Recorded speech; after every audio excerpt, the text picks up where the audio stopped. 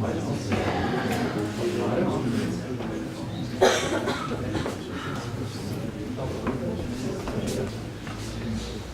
attaque. Bonsoir à tous. Je m'appelle Alexandre Perroux, le fondateur de FinAvenue, un des participants pour l'organisation justement de ce FinTech Tour aujourd'hui à Toulouse, un des participants pour l'organisation également de l'initiative Toulouse FinTech.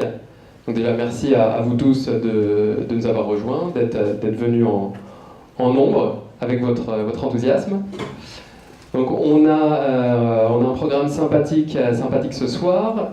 On attendait Bertrand Serve qui va pas tarder pour Toulouse Métropole pour nous dire quelques mots en introduction. Donc du coup, une fois n'est pas coutume, on fera l'introduction un peu plus tard. Et on va commencer par une intervention de Nicolas qui va permettre de recontextualiser un petit peu les différentes initiatives, de vous expliquer un petit peu justement pourquoi on est réunis ce soir, qu'est-ce qu'est le FinTech Tour et comment la FinTech s'est organisée finalement sur le plan national.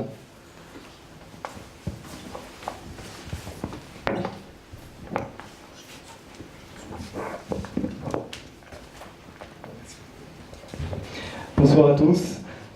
Nicolas Ferreira, enchanté, je suis secrétaire général du pôle Finance Innovation. Pôle Finance Innovation qui est basé à Paris.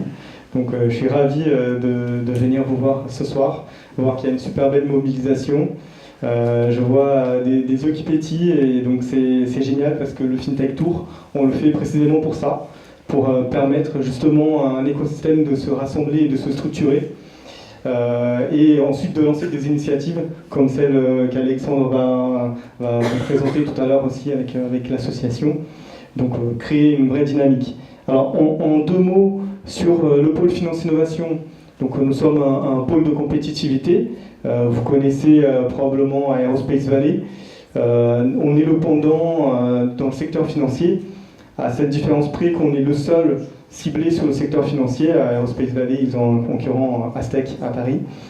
Donc le rôle du pôle de compétitivité est de rassembler l'ensemble d'un écosystème, de rassembler les fintech qui le représentent, de rassembler aussi les grands groupes financiers, les compagnies d'assurance, les asset managers, les banquiers, de représenter aussi les associations professionnelles, donc par exemple l'association bancaire, l'association des compagnies d'assurance, mais aussi les associations de fintech, donc notamment Alain qui est partenaire bien sûr du Tour et du réseau thématique. Donc l'idée du pôle qui fait totalement sens avec le réseau thématique et le FinTech Tour, c'est de créer une dynamique autour de l'innovation dans le secteur financier, rassembler tous les acteurs, en commençant bien sûr par les startups, parce que les startups sont quand même souvent celles qui vont être les plus à la pointe de l'innovation et qui vont aller le plus vite et qui vont apporter du coup des compétences qui sont vraiment essentielles pour les grands groupes, qui vont alors réussir ou pas à travailler avec elles. On essaye de tout faire pour qu'elles y réussissent. Donc c'est pour ça aussi qu'on se positionne un peu en tant qu'intermédiaire pour faire rencontrer tout ce beau monde. Donc le réseau thématique est structuré autour de 5 actions principales. Et alors avant de commencer sur ces 5 actions, très rapidement l'idée du réseau thématique, c'était une fois que la French Tech s'est développée, la French Tech est une marque qui est très très connue, qui est performante au niveau international, et vous pouvez me dire si je mets trop de temps, hein, mais j'essaye de faire vite. Donc c'est une marque qui est très connue, mais qui avait besoin finalement de structurer autour de thématiques plus précises pour créer des dynamiques de réseau. Parce que c'était très disparate. Quand on a des startups dans la santé, dans l'aéronautique et dans la fintech, il n'y a pas vraiment de dynamique qui peut se créer. Donc la French Tech a décidé de créer des réseaux thématiques, dont la fintech en fait partie. Et c'est pas neutre, parce qu'un réseau thématique, ça implique une effervescence dans plusieurs villes et partout dans le territoire français. Donc il y a plein de thématiques qui n'ont pas de réseau thématique French Tech parce que ça ne bouillonne pas assez. La FinTech, clairement, est une thématique qui bouillonne et vous en êtes la preuve ce soir avec aussi des belles fintechs qui vont intervenir. Donc c'était vraiment quelque chose d'important. Un mot avant de vous expliquer rapidement les 5 actions du tour, pour remercier BPCE quand même, parce que BPCE a sponsorisé 5 étapes du tour. Donc c'est bien d'avoir des bonnes volontés, de participer, d'animer, mais quand on fait un soutien financier aussi, ça rend les choses possibles. Donc merci à BPCE pour ce soutien qui est important. Donc la feuille de route du réseau, ce sont 5 actions pour essayer de dynamiser la FinTech et booster finalement le développement de ce secteur. La première action, c'est le FinTech Tour. Donc aller dans les 13 métropoles French Tech, présenter les FinTech, faire connaître les FinTech, contribuer à dynamiser un écosystème local, susciter des vocations si on n'a pas, et soutenir des vocations si elles existent déjà, et finalement créer un peu le coup de feu qui permet de lancer des initiatives. Donc le FinTech Tour, on est aujourd'hui à la 10e étape, donc ça va toucher bientôt à sa fin, et c'est un franc succès. Moi-même j'ai été à Nancy pour la première étape, et c'est pareil, il y avait une super belle mobilisation, avec aussi des belles FinTech là-bas. Donc je pense que c'est une initiative qu'on va prolonger, et qu'il faut surtout animer. Et donc c'est vraiment super d'avoir cette association derrière, qui va pouvoir prendre le relais, et prendre les initiatives à bras-le-corps et faire en sorte que ça vive. Première action, c'est le Tour de France. La deuxième action, le Pass French Tech. Donc le Pass French Tech, ce sont des tickets conséquents mobilisés par la French Tech, qui permettent justement de soutenir les pépites et de les aider à se développer à l'international. Donc l'idée ici est de faire connaître le Pass déjà, et surtout aider au maximum les startups partout en France à atteindre les critères. Ce sont des critères complexes. Il faut une croissance très forte, croissance de chiffre d'affaires, recrutement, etc. Mais on a déjà plusieurs fintechs qui ont le pass French Tech, et il en faut plus, parce qu'il en va de notre compétitivité. Donc ça, c'est au niveau national, et ensuite au niveau international, on va travailler d'abord sur l'attractivité. Donc en se rassemblant avec nos partenaires de la French Tech, mais en rassemblant aussi tous les acteurs de l'écosystème financier. On va travailler sur l'attractivité de la place financière française pour attirer des investisseurs, pour attirer des talents, et pour attirer bien sûr des fintechs internationales qui veulent venir en France, parce que les compétences sont très diversifiées partout dans le monde, et on est bon sur plein de choses, et sur d'autres choses on est moins bon. Et pourquoi pas aussi avoir ces fintechs-là qui viennent ici apporter leur expertise. La quatrième action consiste vraiment en l'organisation d'événements à portée internationale. Donc trois événements majeurs organisés en France. Le Paris FinTech Forum qui va commencer là très très bientôt. FinTech Révolution qui est organisé par France FinTech. Et le FinTech Community qui est organisé par Finance Innovation. Donc ce sont 3 grandes messes lors desquelles on travaille sur l'attractivité. On travaille aussi sur du lobbying pour rendre l'écosystème plus accueillant, on va dire, pour tous les intervenants, pour toutes les personnes qui veulent venir s'installer en France. Et la dernière action, ce sera plutôt lié au Brexit. Alors on ne l'a pas mis comme ça, histoire de ne pas générer un peu des tensions, on va dire, mais travailler sur les opportunités ouvertes par le Brexit. Finalement, aider les startups françaises à pénétrer ce marché où il y a quand même des opportunités qui s'ouvrent. Donc en travaillant bien sûr avec nos homologues d'écosystème à Londres, pour faire en sorte qu'il y ait de meilleurs échanges et qu'on puisse booster finalement les fintechs françaises sur ce marché-là. De manière générale, la dynamique du réseau, c'est de soutenir la fintech en France.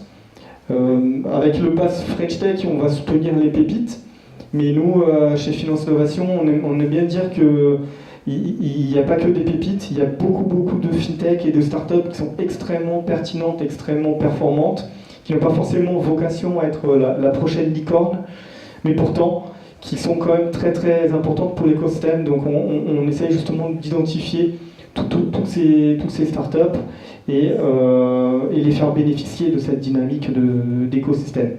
Donc encore merci beaucoup aux organisateurs à Toulouse qui font un super travail. Bravo Alexandre aussi pour cette organisation, pour cette association. Et bravo à vous pour votre mobilisation. Je suis certain que ça va vraiment générer quelque chose de très fort pour cet écosystème qui en a besoin.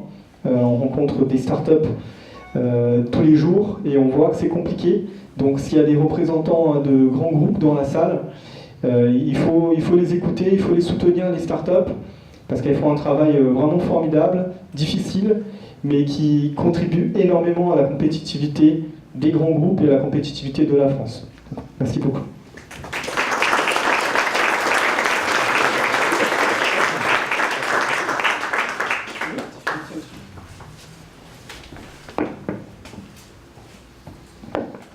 Alors, donc j'enchaîne sur un petit film.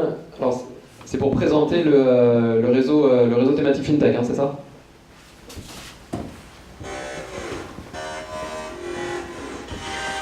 Alors, le French Tech FinTech Tour, c'est vraiment aller à la rencontre des différents écosystèmes FinTech dans plusieurs villes de France. C'est en participant à ce FinTech Tour que ce sera l'occasion de découvrir certaines FinTech régionales et découvrir que dans chaque région, il y a déjà une structure. Il bouge à Montpellier. Alors donc le fameux calendrier du FinTech Tour, avec la 10e étape considérée comme la plus importante.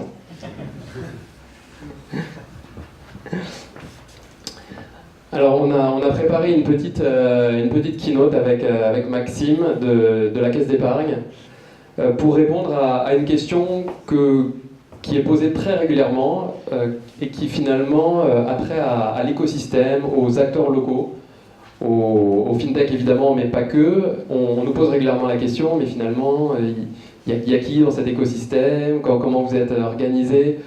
Donc on a des richesses à Toulouse, vous le savez. On en a beaucoup et on a beaucoup de richesses qui sont tout à fait propices au développement des fintech. Et justement, on voudrait qu'il y ait une prise de conscience de la richesse de cet écosystème. Pour commencer, on a des banques. On a des groupes bancaires. Alors vous allez me dire, c'est pas une spécificité locale ou régionale, c'est vrai. Par contre, il faut quand même reconnaître qu'on a des groupes bancaires, et ça c'est une spécificité nationale, qui sont extrêmement forts. On a des groupes bancaires qui sont sains, qui sont solides, qui sont d'envergure, ce qui n'est pas le cas dans tous les pays. Et c'est la condition nécessaire pour avoir des groupes qui envisagent et qui ont de l'audace. Voilà. Et c'est aussi ça qui permet d'avoir un écosystème fintech qui peut vivre. On a aussi, vous le savez, un tissu universitaire qui est extrêmement dense. On a des écoles d'ingénieurs, on a des écoles de commerce, on a des universités de premier plan. Dans ces universités, on a des chercheurs qui nous font l'amitié d'être là ce soir. Et ça, évidemment, c'est extrêmement riche pour l'ensemble des acteurs de l'écosystème FinTech.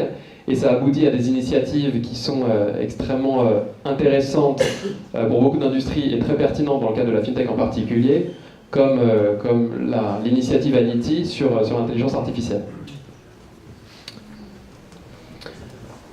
On a également localement de nombreuses structures qui accompagnent ces différents mouvements, des structures axées purement sur le conseil, des structures axées sur la partie juridique ou sur la partie finance ou sur la partie technologie. Donc vous retrouvez beaucoup de noms que vous connaissez déjà. En particulier, on a également des groupes bancaires qui ont des centres informatiques extrêmement développés localement. Et ça aussi, c'est une force locale sur laquelle on peut s'appuyer. Et enfin, on a, c'est tout à fait à propos avec l'arrivée de Bertrand, on a des institutions qui sont engagées. qui sont engagées et la preuve c'est que ces institutions ont été moteurs dès le départ de l'initiative, à commencer par Pierre Dagrin qui, dans son rôle de président de Toulouse Place Financière, a immédiatement mis autour de la table des acteurs pertinents pour lancer cette initiative, donc que ce soit du côté de Toulouse Métropole, de la CCI, la Banque de France qui nous a rejoint également extrêmement rapidement. Donc on couvre évidemment beaucoup de domaines, beaucoup de compétences autour de cet écosystème, et évidemment on finira par parler des fintech, des startups, et là je pense qu'il est également très utile de mettre en évidence qu'on a la chance également d'avoir déjà des champions. On a déjà des champions, on a une plateforme de financement participatif qui aujourd'hui a plus de 10 ans, donc une plateforme qui fait véritablement partie des pionniers du crowdfunding en France, donc WeSeed évidemment pour pas la nommer. On a l'IRA qui est représentée ce soir par Anton. Si vous payez en carte bleue en France, vous avez 6 chances sur 10 d'utiliser l'infrastructure de l'IRA. Donc il faut en avoir conscience. C'est évidemment une chance que ces champions-là, ils ont vocation à attirer les autres, ils sont inspirants, ils ouvrent des portes. Donc c'est aussi une grande force régionale. Et enfin, on a beaucoup d'acteurs, on est nombreux, on a des forces, et à Toulouse, on a une grande tradition, c'est qu'on sait jouer au collectif. On a déjà beaucoup d'exemples d'initiatives qui se sont structurées autour de thèmes définis, donc évidemment l'incontournable aérospatial à Toulouse, mais aussi d'autres thématiques comme la techno ou encore la santé. Merci Alexandre, et merci pour le panorama, une fois de plus, qui prouve qu'on a un environnement très riche ici à Toulouse et en Occitanie. Bonsoir à toutes et à tous, je suis Maxime Storti, je m'occupe du financement des entreprises innovantes à la Caisse d'épargne de Midi-Pyrénées. Très heureux d'être avec vous ce soir à double titre, probablement parce que Nicolas le disait tout à l'heure, nous sommes sponsors. Alors c'est vrai qu'on nous met groupe et PCE, on a la chance d'avoir les banques populaires et les caisses d'épargne, nos cousins qui nous entendent très bien. Mais ce soir, c'est la Caisse d'épargne qui est vraiment sponsor de la soirée. Et on aura l'occasion de discuter ensemble à la fois pendant cet échange et ensuite pendant le cocktail. Deuxièmement, au niveau de la relation start-up et banque, souvenez-vous, j'ai repris quelques articles avant de venir, on parlait de tsunami, on parlait de raz-de-marée, on parlait de changement considérable du marché. Et en fait, nous, comment est-ce qu'on a perçu cette évolution-là sur 10 ans avec les fintech? Il y a deux choses que j'ai retenues. La première, c'est la partie technologique. C'est-à-dire qu'on est venu se faire chambouler, enquiquiner sur nos systèmes informatiques qui sont des systèmes assez costauds, sur lesquels on a empilé au fur et à mesure des années, des gros paquebots d'une certaine façon, et puis on a vu ces fintech arriver, des petites vedettes là, qui arrivaient super vite, qui venaient nous embêter à la pointe de la technologie, et c'était le premier point. Donc ça a été un point très fort pour nous, donc il a fallu qu'on réagisse. Deuxième point, ça a été le rapport au client. Ça fait la Caisse d'épargne il y a plus de 200 ans, donc nous sommes une très ancienne fintech, c'est vrai, 200 ans, et on a un rapport au client, c'est ce qui nous fait vivre. Et les fintechs sont arrivés et nous ont dit, mais regardez, nous, le client, on l'approche de telle et telle façon, on répond de telle et telle façon, on répond un peu plus vite que vous. Ça aussi, ça a été important. Et donc, du coup, on est parti sur ces deux constats-là, et on s'est dit, mais comment nous, au niveau du groupe, on est en capacité de répondre. La partie technologique, on a lancé il y a quelques années de ça, 89C3, qui est là pour porter la transformation digitale du groupe. Si vous avez un chiffre à retenir ce soir à ce niveau, il y a 600 millions d'euros de budget alloués tous les ans à 89C3 pour qu'on ait une transformation digitale digne de ce nom, qu'on reste à flot par rapport à nos concurrents et idéalement qu'on puisse les dépasser. Puisqu'on sait que la relation client de demain se jouera sur cette partie digitalisation. Une parenthèse pour la partie intelligence artificielle, la table ronde qui aura lieu juste après. Deux sujets chez nous très importants, chatbot et CRM, avec la volonté de systématiser à chaque fois l'intelligence artificielle dans ces solutions. Et enfin, vous voyez, autour de 89C3 BPCE, il y a Startup Pass, la volonté de travailler avec les startups, c'est-à-dire qu'elles sont en capacité de nous offrir des solutions intéressantes. on peut mettre à disposition des contrats qui facilitent le paiement, la protection de la propriété intellectuelle, etc. Donc ce sont des choses qu'on est en train de développer fortement en ce moment et très intéressantes. Venture Partners, notre capital investisseur, alors j'en discutais avec une de mes collègues cet après-midi, j'étais pas au courant que la FinTech a été la partie de deal la plus importante au niveau 2018, 46 deals en haut de bilan, pour un peu plus de 200 millions d'euros d'investis. Donc on est en pleine accélération de la partie FinTech. Venture Partners, vous irez voir, je vous ai mis juste 3 exemples. C'est des tickets qui vont de 1 million d'euros à 4 millions d'euros sur des deals bien sûr beaucoup plus élevés, mais là aussi on participe au développement économique en venant prendre du capital au sein de ces structures. Et pourquoi pas à Toulouse prochainement, on l'espère vivement. Ça peut être Venture seul, mais ça peut être aussi Venture avec tous les capitaux investisseurs de la place qu'on connaît bien en co-investissement. Et enfin, Néo Business, je vous parlais tout à l'heure de l'approche clientèle. Moi j'y crois fondamentalement. Vous le savez, vous êtes tous dans cette salle, on a les banques en ligne qui nous attaquent régulièrement, il y a plein de sujets. Si on ne réagit pas, on risque d'avoir des déconvenus. On en a complètement conscience et on a aussi réagi sur la partie de nos entrepreneurs. Parce que nos entrepreneurs, quand ils poussent la porte de nos agences, qu'ils arrivent avec une application, qu'ils arrivent avec plein de sujets technologiques, de l'impression 3D, ce genre de choses, à un moment donné, on était aussi en décalage par rapport à ça. Et on s'est dit, on ne peut pas garder ce décalage-là, c'est pas possible. Donc on a créé Néo Business, qui est en fait un dispositif complet qui nous permet d'accompagner bancairement et de financer les entreprises innovantes, que ça aille de la start-up jusqu'à l'entreprise de taille intermédiaire. Alors, comme c'est ma partie, je vais vous en parler un petit peu plus. Et puis, j'ai un accord exceptionnel ce soir, donc je ne trahis pas de secret bancaire. Julien, tu confirmes, voilà. Donc Julien qui est le dirigeant de Pangé, Stéphane est dans la salle aussi. Plutôt que de vous parler un peu de nos services, je vais vous donner l'exemple concret qu'on a eu avec Pangé. Habituellement, la relation bancaire avec nos startups débute très souvent avec du financement. Voilà, vous ne serez pas surpris de ça. Avec Pangé, ça n'a pas été vraiment le cas. On a débuté sur autre chose. On avait un produit en magasin, un tout nouveau produit qui a été développé par Natixis, notre usine de production et de services au sein du groupe, qui s'appelle Chooseo et qui permet aux clients de payer en 3-4 fois par carte bleue directement en ligne sur les sites marchands. C'est un nouveau produit, on l'a développé ensemble, merci, parce que vous avez été test de cette solution pour le groupe et on vous en remercie à nouveau. Et donc on a commencé par la bancarisation. Et très vite, bien sûr, nous sommes arrivés au financement. Alors je vous ai mis 3 exemples ici. Pré-innovation, mobilisation des crédits impôt recherche, pré-financement export, c'est tout ce qu'on fait. Mais on a une petite pépite qui est le pré-innovation, on en est très fiers. On a une enveloppe qui est signée auprès de la Banque européenne d'investissement, à hauteur de 200 millions d'euros, donc c'est pas neutre, hein, le montant est assez conséquent, qui nous permet de venir financer des startups avec des garanties 50% par cette même banque, qu'on peut compléter avec la BPI, et du coup, ce qu'on essaie de faire, et on le fait, on sort les cautions personnelles de dirigeants. Voilà, c'est ça l'objectif, c'est de pouvoir vous accompagner au mieux. S'il y a besoin d'un différé, on le regarde, c'est pas toujours un bon copain, donc on y va doucement.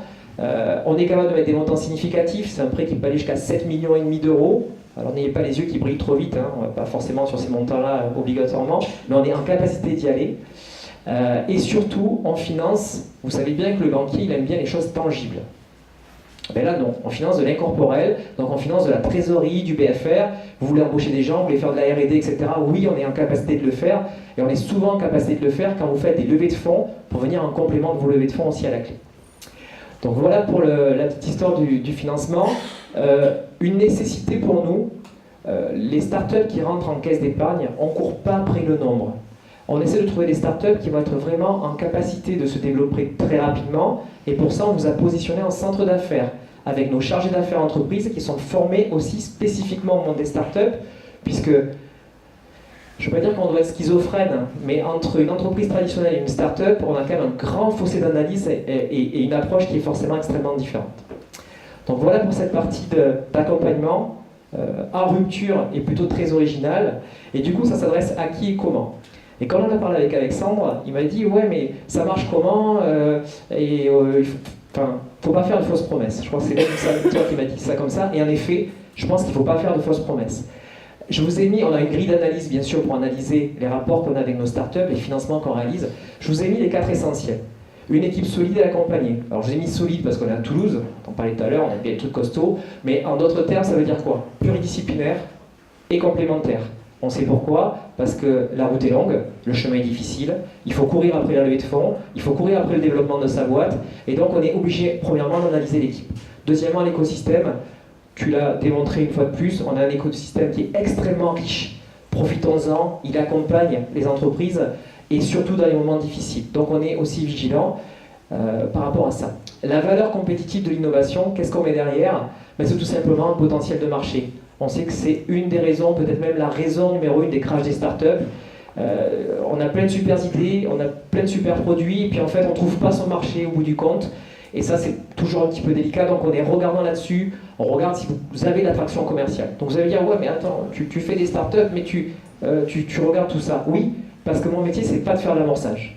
L'amorçage, il y a d'autres structures qui le font, je vais vous en parler rapidement. Mon métier c'est de venir compléter en post-amorçage, si on ose parler de façon un peu technique. Un potentiel de croissance important, bien sûr, c'est la définition de la start-up, il ne faut pas l'oublier, start, up, on y va, on décolle et on développe rapidement du chiffre d'affaires. Une capacité capitalistique, ça aussi c'était dans notre discussion. Pourquoi?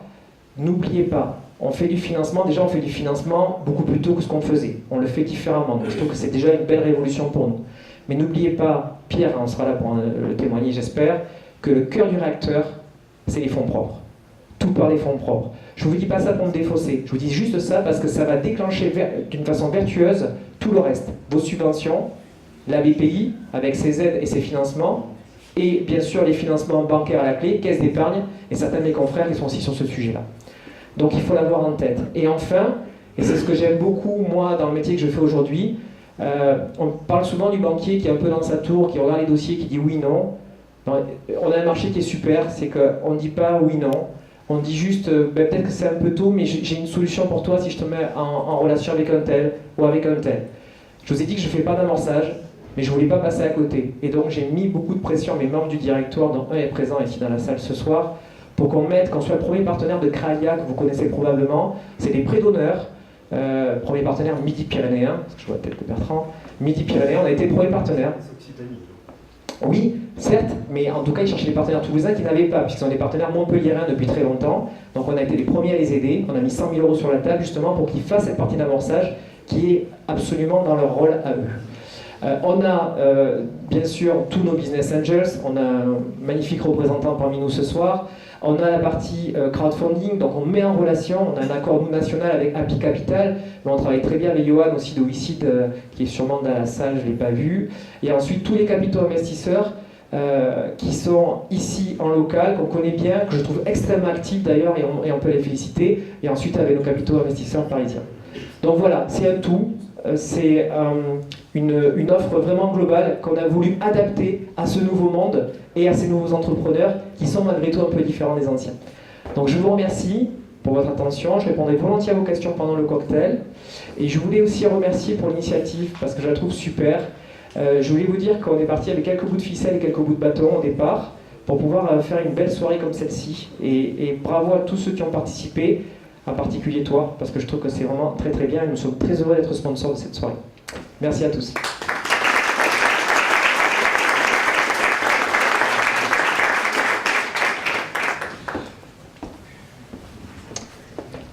Que de compliments.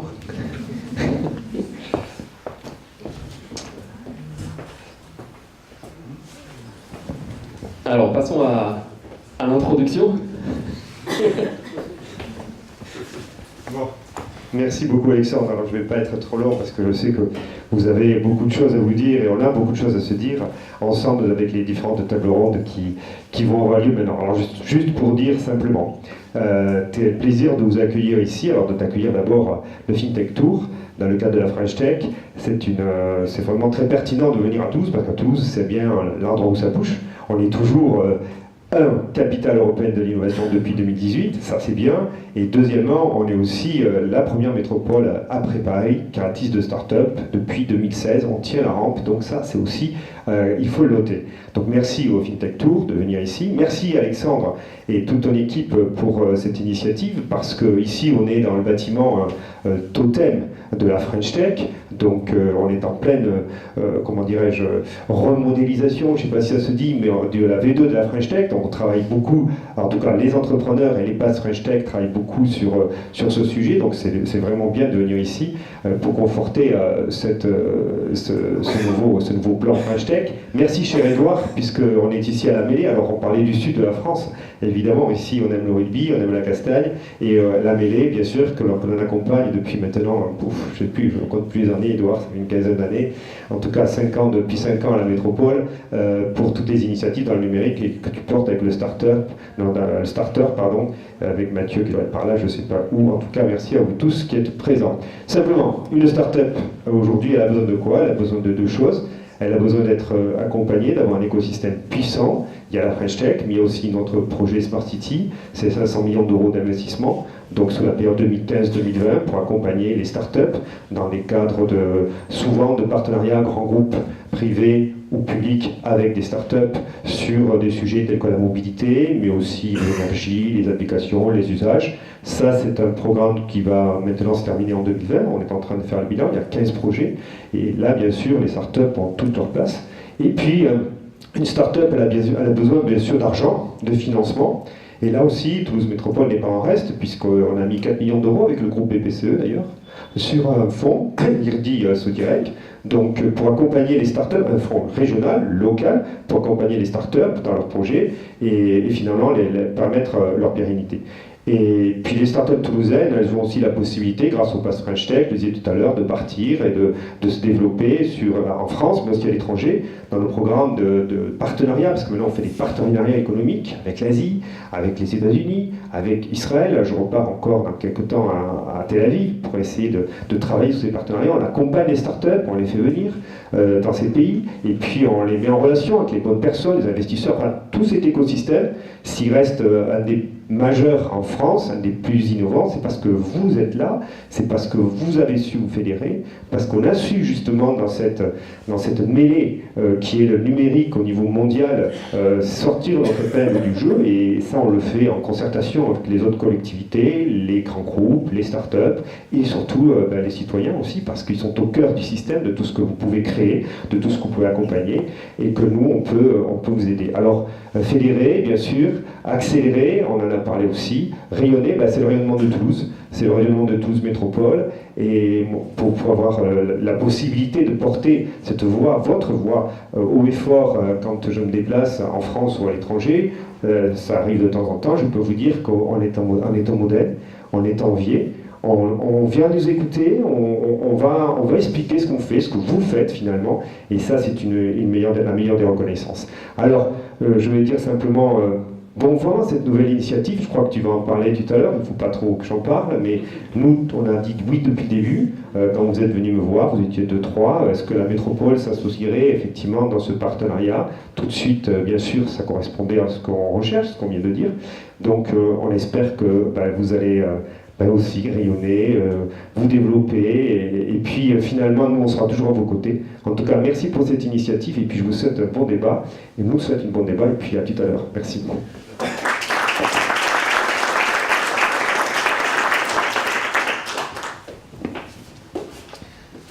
Je crois qu'il est l'heure de passer à la table ronde, qui sera la parfaite illustration de la richesse de l'écosystème. J'invite à venir ceux qui vont contribuer à la table ronde. Et peut-être, si vous mettez dans l'ordre, moi je vais vous faire un peu l'ordre de passage, je vous ai passé le passage. Stéphane, voilà. Moi je vais Frédéric, ici, à côté de Bien, bonjour à toutes et à tous. On va animer et vous présenter une table ronde qui s'intitule Intelligence artificielle appliquée à la finance. Alors peut-être le saviez-vous, mais la France compte le plus grand nombre de laboratoires de recherche d'intelligence artificielle en Europe. Puis comme le disait Bertrand, se classe 2e en Europe, et Toulouse n'est pas le dernier de la classe en matière de start-up dédiées. Alors l'IA, l'intelligence artificielle, on en parle tous les jours. Il y a flopé d'articles sur le sujet, c'est devenu un peu fourre-tout, mais que fait-on vraiment sur l'IA? Pour quels usages? Quelle sera la place de l'homme? Alors, autant de questions que nous allons essayer de tenter, au travers de cette table ronde, de vous faire partager les convictions des acteurs ici réunis, qui sont des acteurs régionaux, qui pour certains rayonnent à l'international, mêlant universitaires, start-up, industriels, faisant usage ou étant à l'origine de solutions d'intelligence artificielle appliquées dans le secteur financier dans le monde des fintech. Voilà. En règle du jeu, on prendra les questions plutôt en fin de séance si vous voulez. Bien. Et je vais donc très vite passer la parole. Merci encore à vous tous d'avoir bien voulu participer à cette table ronde. Je vais commencer par... alors d'abord, non, je fais très mal, je ne sais pas ce que je devais dire, je devais quand même présenter... d'abord, je vais pitcher nos différents intervenants. Excusez-moi, vous avez remarqué, je ne suis pas journaliste. Hein. Ça se voit vite finalement. Je pensais que ça viendrait un peu plus tard. Alors, vous avez autour de la table Hervé Lugat, vous avez sa photo, et il est ici même, qui est vice-président numérique de l'Université fédérale de Toulouse-Midi-Pyrénées et membre de l'IRIT. Alors l'IRIT, c'est l'Institut de recherche en informatique de Toulouse. Alors peut-être ne le saviez-vous pas, mais l'IRIT regroupe 270 chercheurs en informatique, issus de tous les établissements d'enseignement supérieur. C'est un acteur incontournable de la recherche en informatique en France, dont il couvre tous les domaines, Big Data et IA notamment. Stéphane Villeneuve, bonjour Stéphane, chercheur et professeur de mathématiques appliquées à la Toulouse School of Economics, qui est professeur à l'Université de Toulouse 1 Capitole. J'espère avoir rien écorché. Stéphane travaille dans le domaine de la modélisation stochastique et en théorie du contrôle afin de fournir des outils d'aide à la décision. Frédéric Honora, merci Frédéric, CEO de Bancapar. Bancapar est une fintech, éditeur de solutions digitales permettant à des réseaux d'entreprises de créer leur propre système de financement.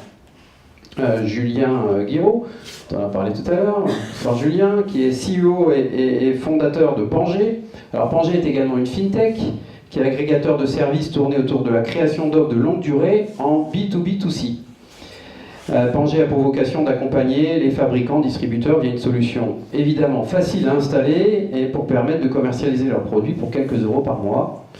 On y viendra tout à l'heure. De docteur, tu m'avais dit qu'il ne fallait pas que je dise docteur, Franz Kaiser, qui est responsable de la trésorerie, méthode et process au sein de Airbus. Alors Airbus, qu'on ne présente plus, sauf pour ceux qui sortiraient d'hibernation.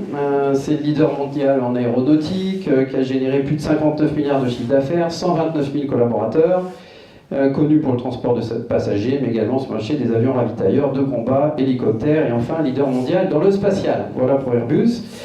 Enfin, Alain, qui nous fait le plaisir de venir de Paris. Bonsoir Alain, merci, qui a aussi plusieurs titres, c'est aussi un cumulard.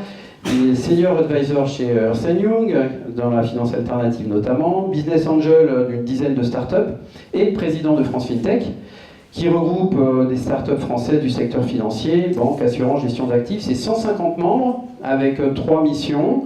Faire connaître les fintech françaises en France et à l'étranger, représenter les fintech, notamment devant le régulateur, et contribuer à l'animation de cet écosystème. Voilà, et puis du coup, je vais finir par moi, je m'auto-pitch. Antoine Bielakov, je suis DG de Lyra. Lyra, c'est un éditeur de logiciels qui est spécialiste dans le paiement sur Internet. Vous avez en gros en France un marchand sur 5 qui utilise nos solutions.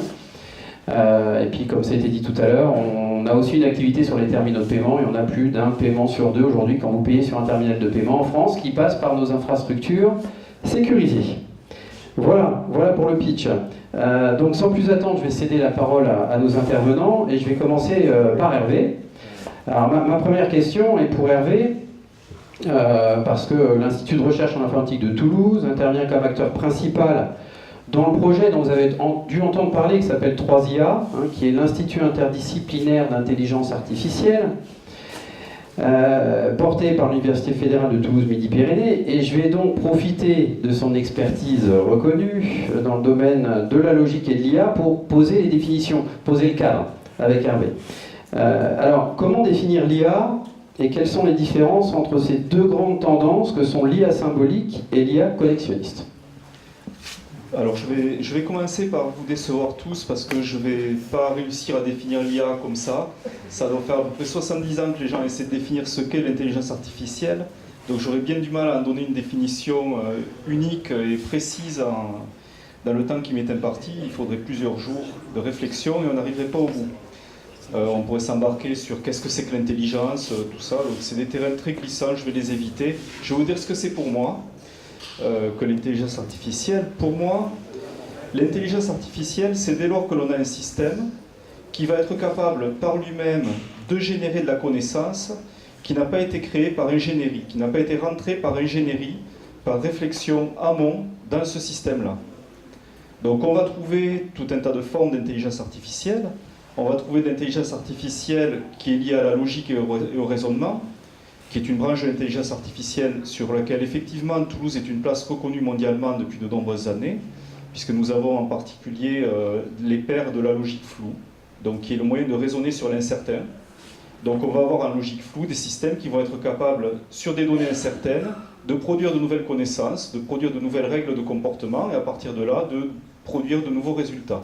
Donc de créer de la connaissance dans le système par raisonnement. On a aussi dans l'IA toute une vague qui est celle des systèmes multi-agents.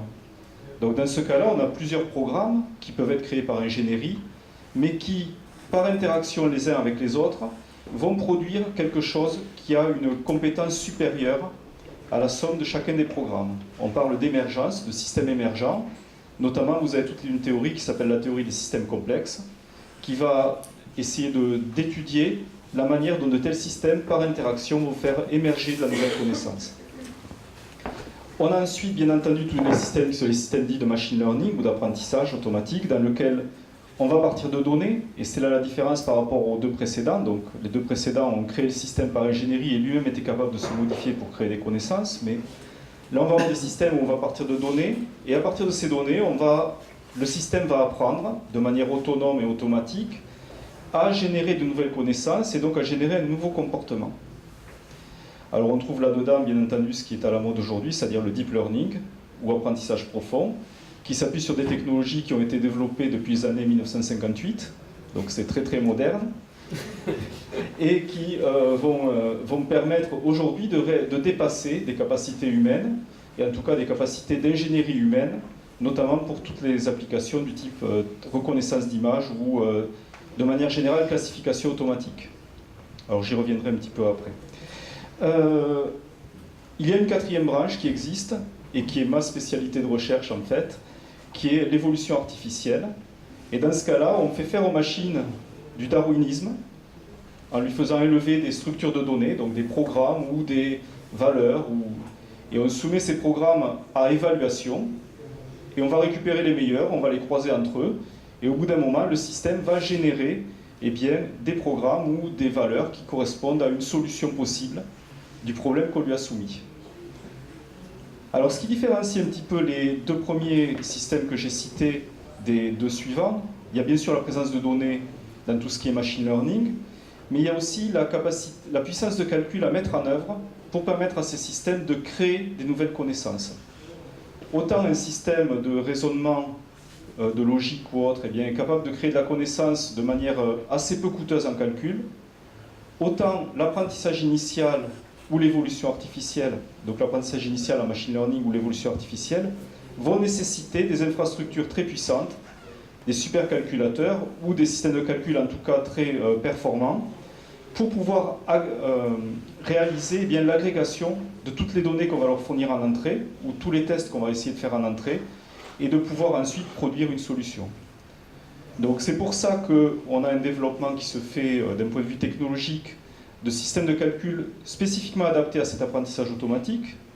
Donc vous avez aujourd'hui, même dans des choses comme des téléphones ou des choses comme ça, des systèmes qui sont capables d'accélérer le traitement des réseaux de neurones artificiels, mais aussi on a une course qui se fait à la création de supercalculateurs. Donc dans ce cadre-là, on a ici en Midi-Pyrénées, en Occitanie, un certain nombre de supercalculateurs qui permettent aux chercheurs de développer des recherches dans ces domaines spécifiques, ainsi qu'aux industriels qui peuvent y accéder. Mais on a aussi cette course au calcul qui se fait au niveau national et bien sûr au niveau international. Et c'est là où il y a des investissements massifs qui sont faits et qui rentrent dans le cadre, par exemple, de la stratégie nationale en intelligence artificielle.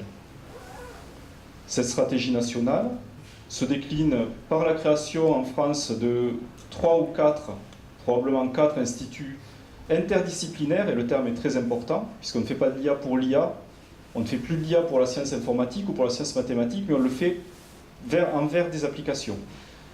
Et donc cette intelligence artificielle, ces instituts d'intelligence artificielle, qui ont été présélectionnés dans une première vague à la fin de l'année dernière, et qui sont à Paris, Grenoble, Sophia Antipolis et Toulouse, vont être resélectionnés pour créer bien des endroits où recherche et industrie vont collaborer autour de problématiques interdisciplinaires de manière à pouvoir bien, créer la science de demain, l'utilisation de l'intelligence artificielle appliquée bien, aux différentes thématiques.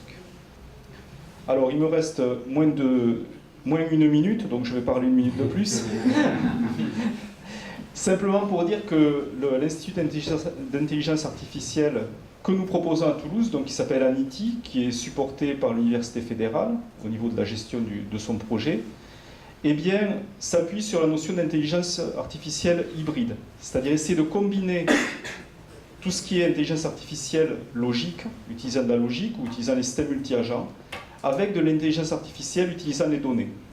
Et ce, pour aller vers des systèmes qui pourraient permettre d'avoir de l'intelligence artificielle qui soit certifiable. Vous voyez tous que mon collègue là-bas parlait d'une petite entreprise qui fabrique des choses qui essaient de voler, qui arrive plutôt pas mal. Mais si ça arrive à bien voler, c'est que ce qu'on y met à l'intérieur est certifié et qu'on est sûr que les commandes qui vont arriver à la fois au volet, au réacteur ou au train d'atterrissage, sont les commandes que l'on souhaite et sont dans une plage de valeur qui est acceptable. Et donc c'est vers ça qu'on essaie d'aller. Parce que pour vous donner un exemple, le problème de l'intelligence artificielle qui est basée uniquement sur les données, qui marche très bien chez Google pour l'acquisition d'images, la reconnaissance d'images et tout ça, c'est quelque chose qui peut avoir des biais.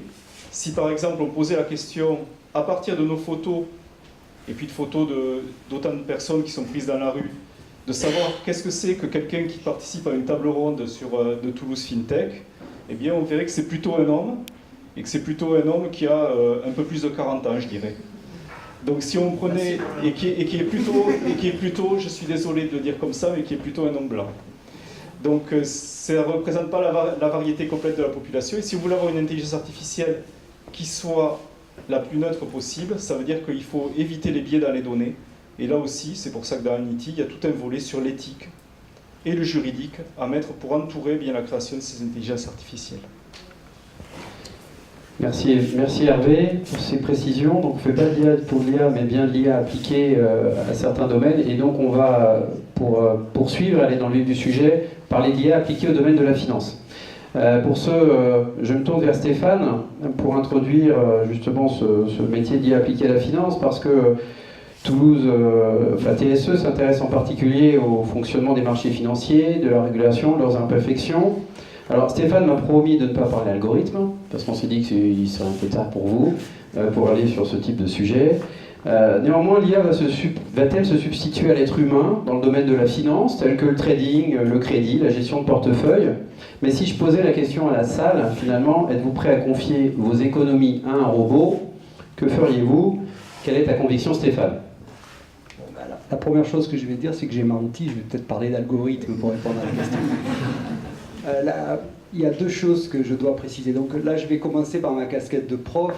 Je vais, à la suite d'Hervé qui a très bien fait le descriptif de ce qu'on appelle l'intelligence artificielle, je vais encore réduire les sous-ensembles de l'intelligence artificielle pour me concentrer sur le machine learning, c'est-à-dire le sous-ensemble de ce qu'on appelle l'intelligence artificielle, qui est vraiment l'innovation en finance.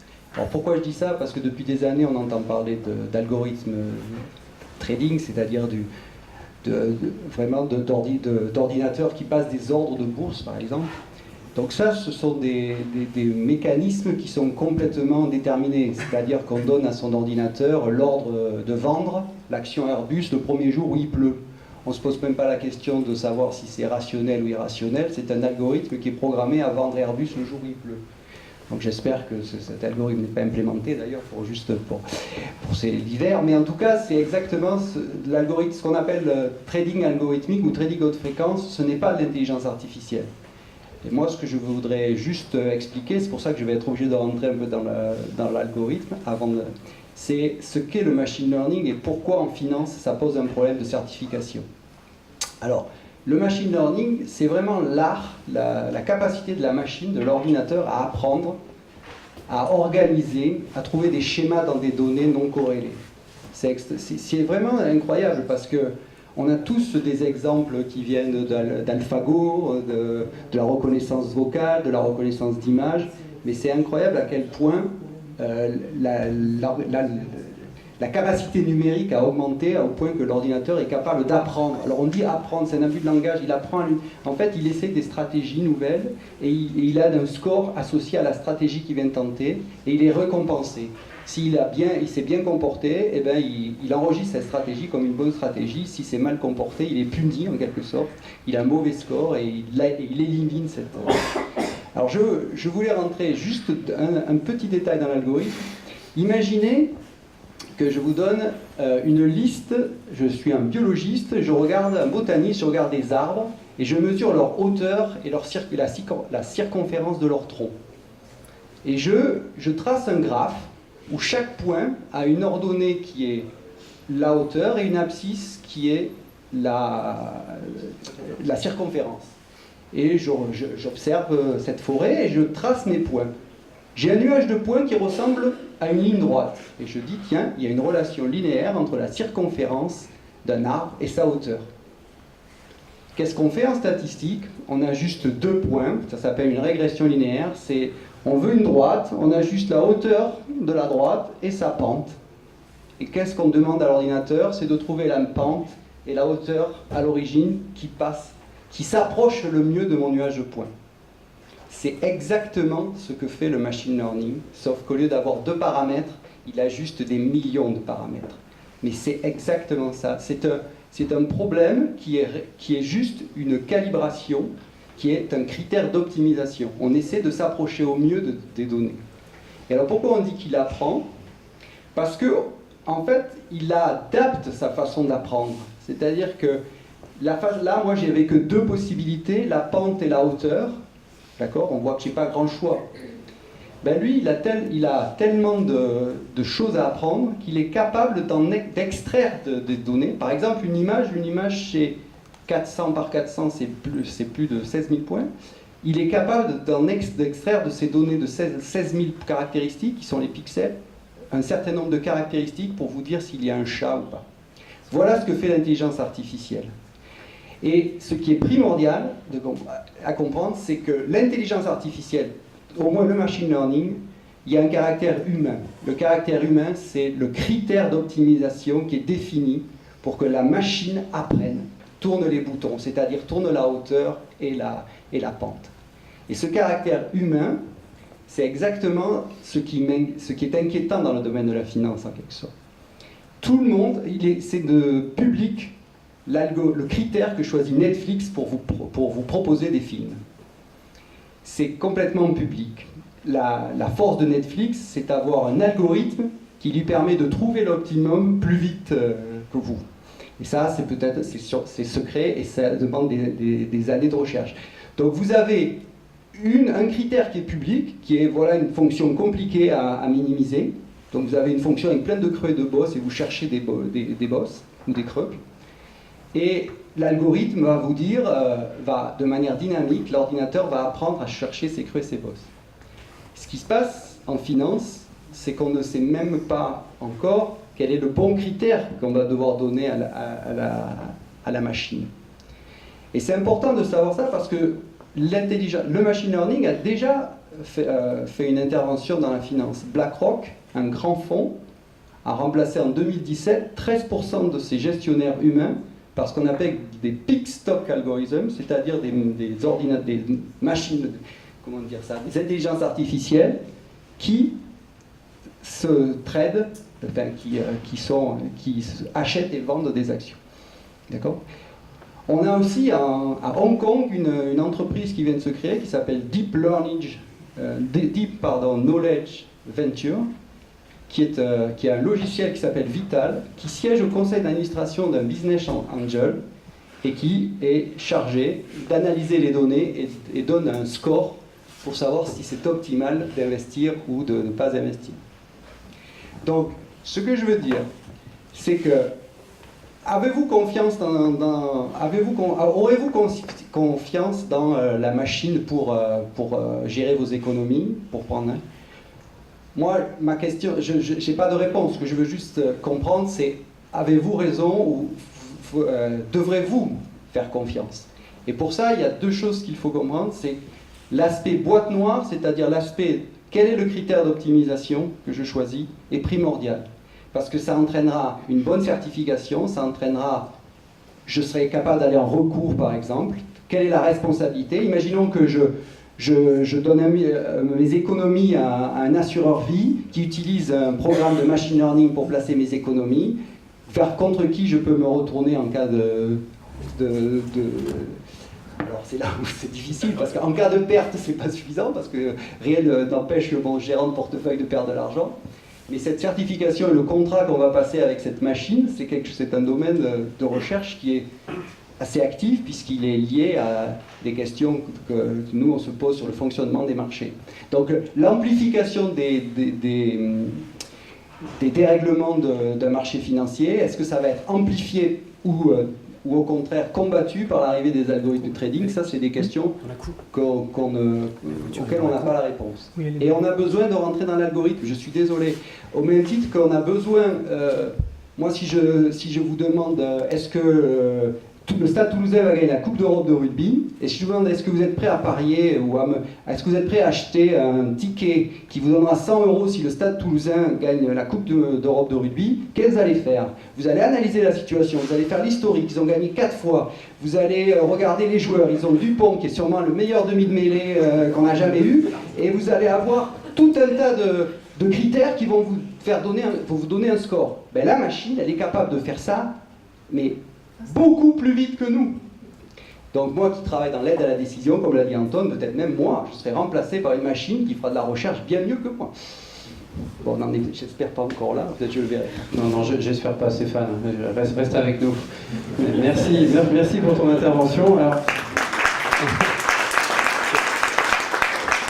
Alors j'ai juste un petit aparté à faire, parce qu'il y a une Dacia a priori Logi, immatriculée CW727JT qui est garée dans la cour.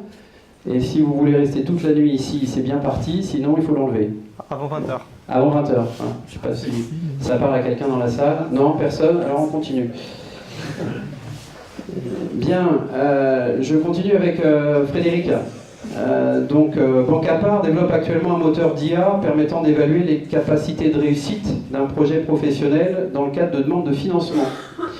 Alors Bancapar, en tant qu'éditeur, cette fois de solutions digitales, quelle offre de services basée sur l'IA Bancapar met-elle au profit de ses clients dans la mise en place d'un système de financement alternatif? Alors, pour être... D'abord, merci Anton, merci Alexandre, et puis merci pour ce FinTech Tour. Pour être tout à fait transparent, on est vraiment au début chez Bancapar de l'utilisation de l'IA. Avant de faire de l'intelligence artificielle, on a bâti Bancapar plutôt sur de l'intelligence naturelle. En tout cas, on a essayé de faire de l'intelligence naturelle. Et pour revenir à ce que tu disais, Stéphane, sur la confiance, entre le monde de la finance et le monde de l'entreprise, nous, c'est les deux mondes que l'on rassemble. Entre ces deux mondes-là, en effet, il y a des questions de confiance des deux côtés, et des questions de compréhension.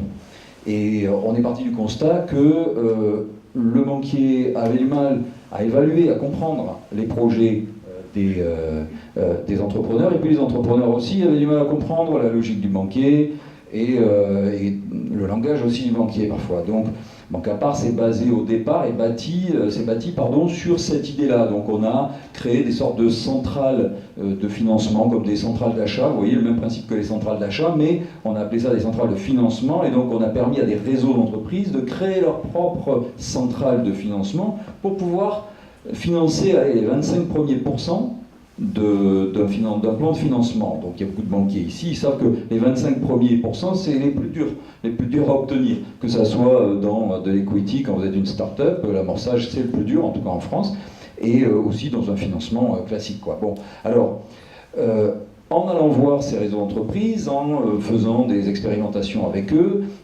réseau d'entreprises ou réseau de professionnels, il y en a dans la salle, on s'est aperçu qu'il y avait une énorme masse d'informations non structurées, non exploitées, à l'intérieur des réseaux, à l'intérieur des entreprises, et puis à l'extérieur aussi, et au sein des banques exploitables, parce qu'il y a plein d'informations mais que les banques n'ont pas le droit d'utiliser. Voilà. Et donc, on s'est aperçu que ces informations-là, aujourd'hui, n'étaient pas prises en compte par ni les banquiers, ni les entrepreneurs, pour essayer de faire matcher un projet avec un financement. On en est, je répète, au tout début, on a vu Hervé et de façon générale l'IRIT sur ces sujets-là, donc on est vraiment, je ne peux pas tenir 5 minutes sur le sujet de l'IA réellement, c'est juste voilà, un cas qui va se poser, 10, mince, ça tombe bien, tu vas pouvoir rattraper avec les autres. Voilà, pour être très honnête avec vous, on sent qu'on voit des bases de données non structurées, non corrélées aujourd'hui, qui représente une mine d'informations incroyable sur l'entrepreneur. Vous imaginez au sein d'un réseau comme des tabac presse, on a un super réseau de tabac presse, 1500 tabac presse, le siège social est à Toulouse, Cocorico, on a des très beaux réseaux à Toulouse et pas que à Toulouse. Vous imaginez l'information qui circule au sein de ces réseaux-là. Rien que cette information-là, évidemment, les réseaux vont jamais la donner aux banquiers, on est d'accord. Mais avec Bancapar, on a créé donc une plateforme qui permet de scorer, donc de créer une note. Et cette note, l'idée justement, c'est que ces données non corrélées, une intelligence artificielle va faire le lien avec ces données, puis des données nationales, Banque de France, etc. Et l'ensemble de ces données-là va permettre de donner une note au projet qui prendra en compte ce qu'est l'entrepreneur, ce qu'est son projet, et pas seulement par rapport à des ABAC qui aujourd'hui sont utilisés plus classiquement. Voilà, en gros, on en est là.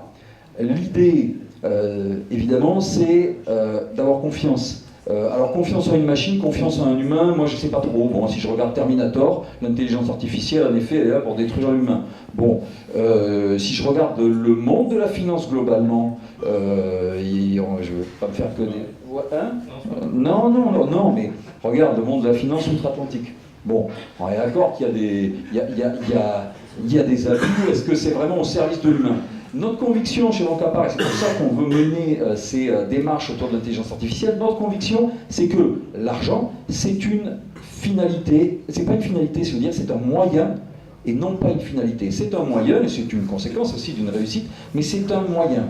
Et l'idée, avec ces moteurs d'intelligence artificielle, c'est de rendre plus juste l'analyse des dossiers, donc plus juste le financement des entreprises et des entrepreneurs, le rendre plus juste pour que l'argent soit vraiment au service de l'humain. Voilà. Merci, Jean-Luc.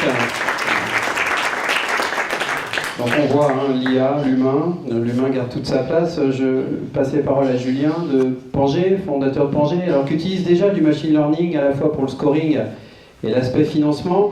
Mais j'ai demandé à Julien de faire plutôt un témoignage un peu prospectif par rapport à ce qu'il est en train de faire aujourd'hui. Et pour un spécialiste de la création d'offres à l'usage, comme Pangé, quels sont les exemples concrets d'utilisation de l'IA que tu envisages dans le domaine de la mobilité et la santé avec le vélo connecté? Merci Anton, merci aussi de nous avoir invités pour ce FinTech Tour, c'est très intéressant.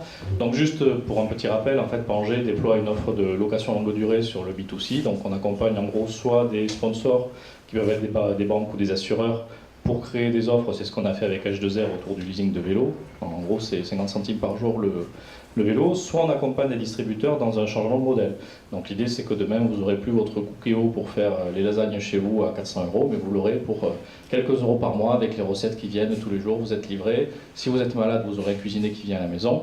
L'économie d'usage, en fait, ça s'adapte à tout. C'est-à-dire que l'idée, c'est qu'aujourd'hui, c'est une nouvelle façon de consommer qui fait qu'on va plutôt utiliser que payer, entre guillemets, bêtement propriétaire. C'est pas forcément bête d'être propriétaire dans certains cas, mais ça va s'appliquer à beaucoup de secteurs. En fait, il y a une grosse partie de l'économie qui va être transformée là-dessus. L'avantage de l'économie d'usage, c'est que demain, peut-être que le banquier va vous payer pour emprunter. Alors dit comme ça paraît bête, mais l'avantage de l'économie d'usage, notamment de l'offre de location, c'est qu'on a la main sur un objet. Les objets étant de plus en plus connectés, on va engranger de plus en plus de données.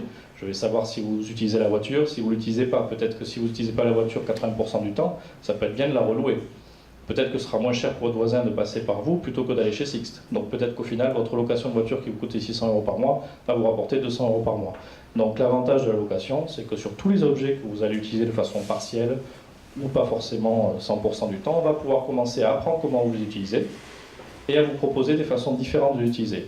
L'idée de toutes ces données qu'on est en train d'engranger aujourd'hui, via notamment les objets qui sont de plus en plus connectés, et effectivement en cas d'application c'est le vélo, ça va être de pouvoir être prospectif mais côté client. C'est-à-dire que faire du scoring bancaire, je ne vais pas en reparler, il y en a d'autres qui le font effectivement, on va analyser quand on fait un financement, puisqu'on travaille pour le compte de banque partenaire, on va bien sûr analyser si on prête à quelqu'un qui est risqué, très risqué, pas trop risqué. Encore qu'on aura des solutions côté prêt et côté partage que n'a pas forcément une banque avec un crédit pur.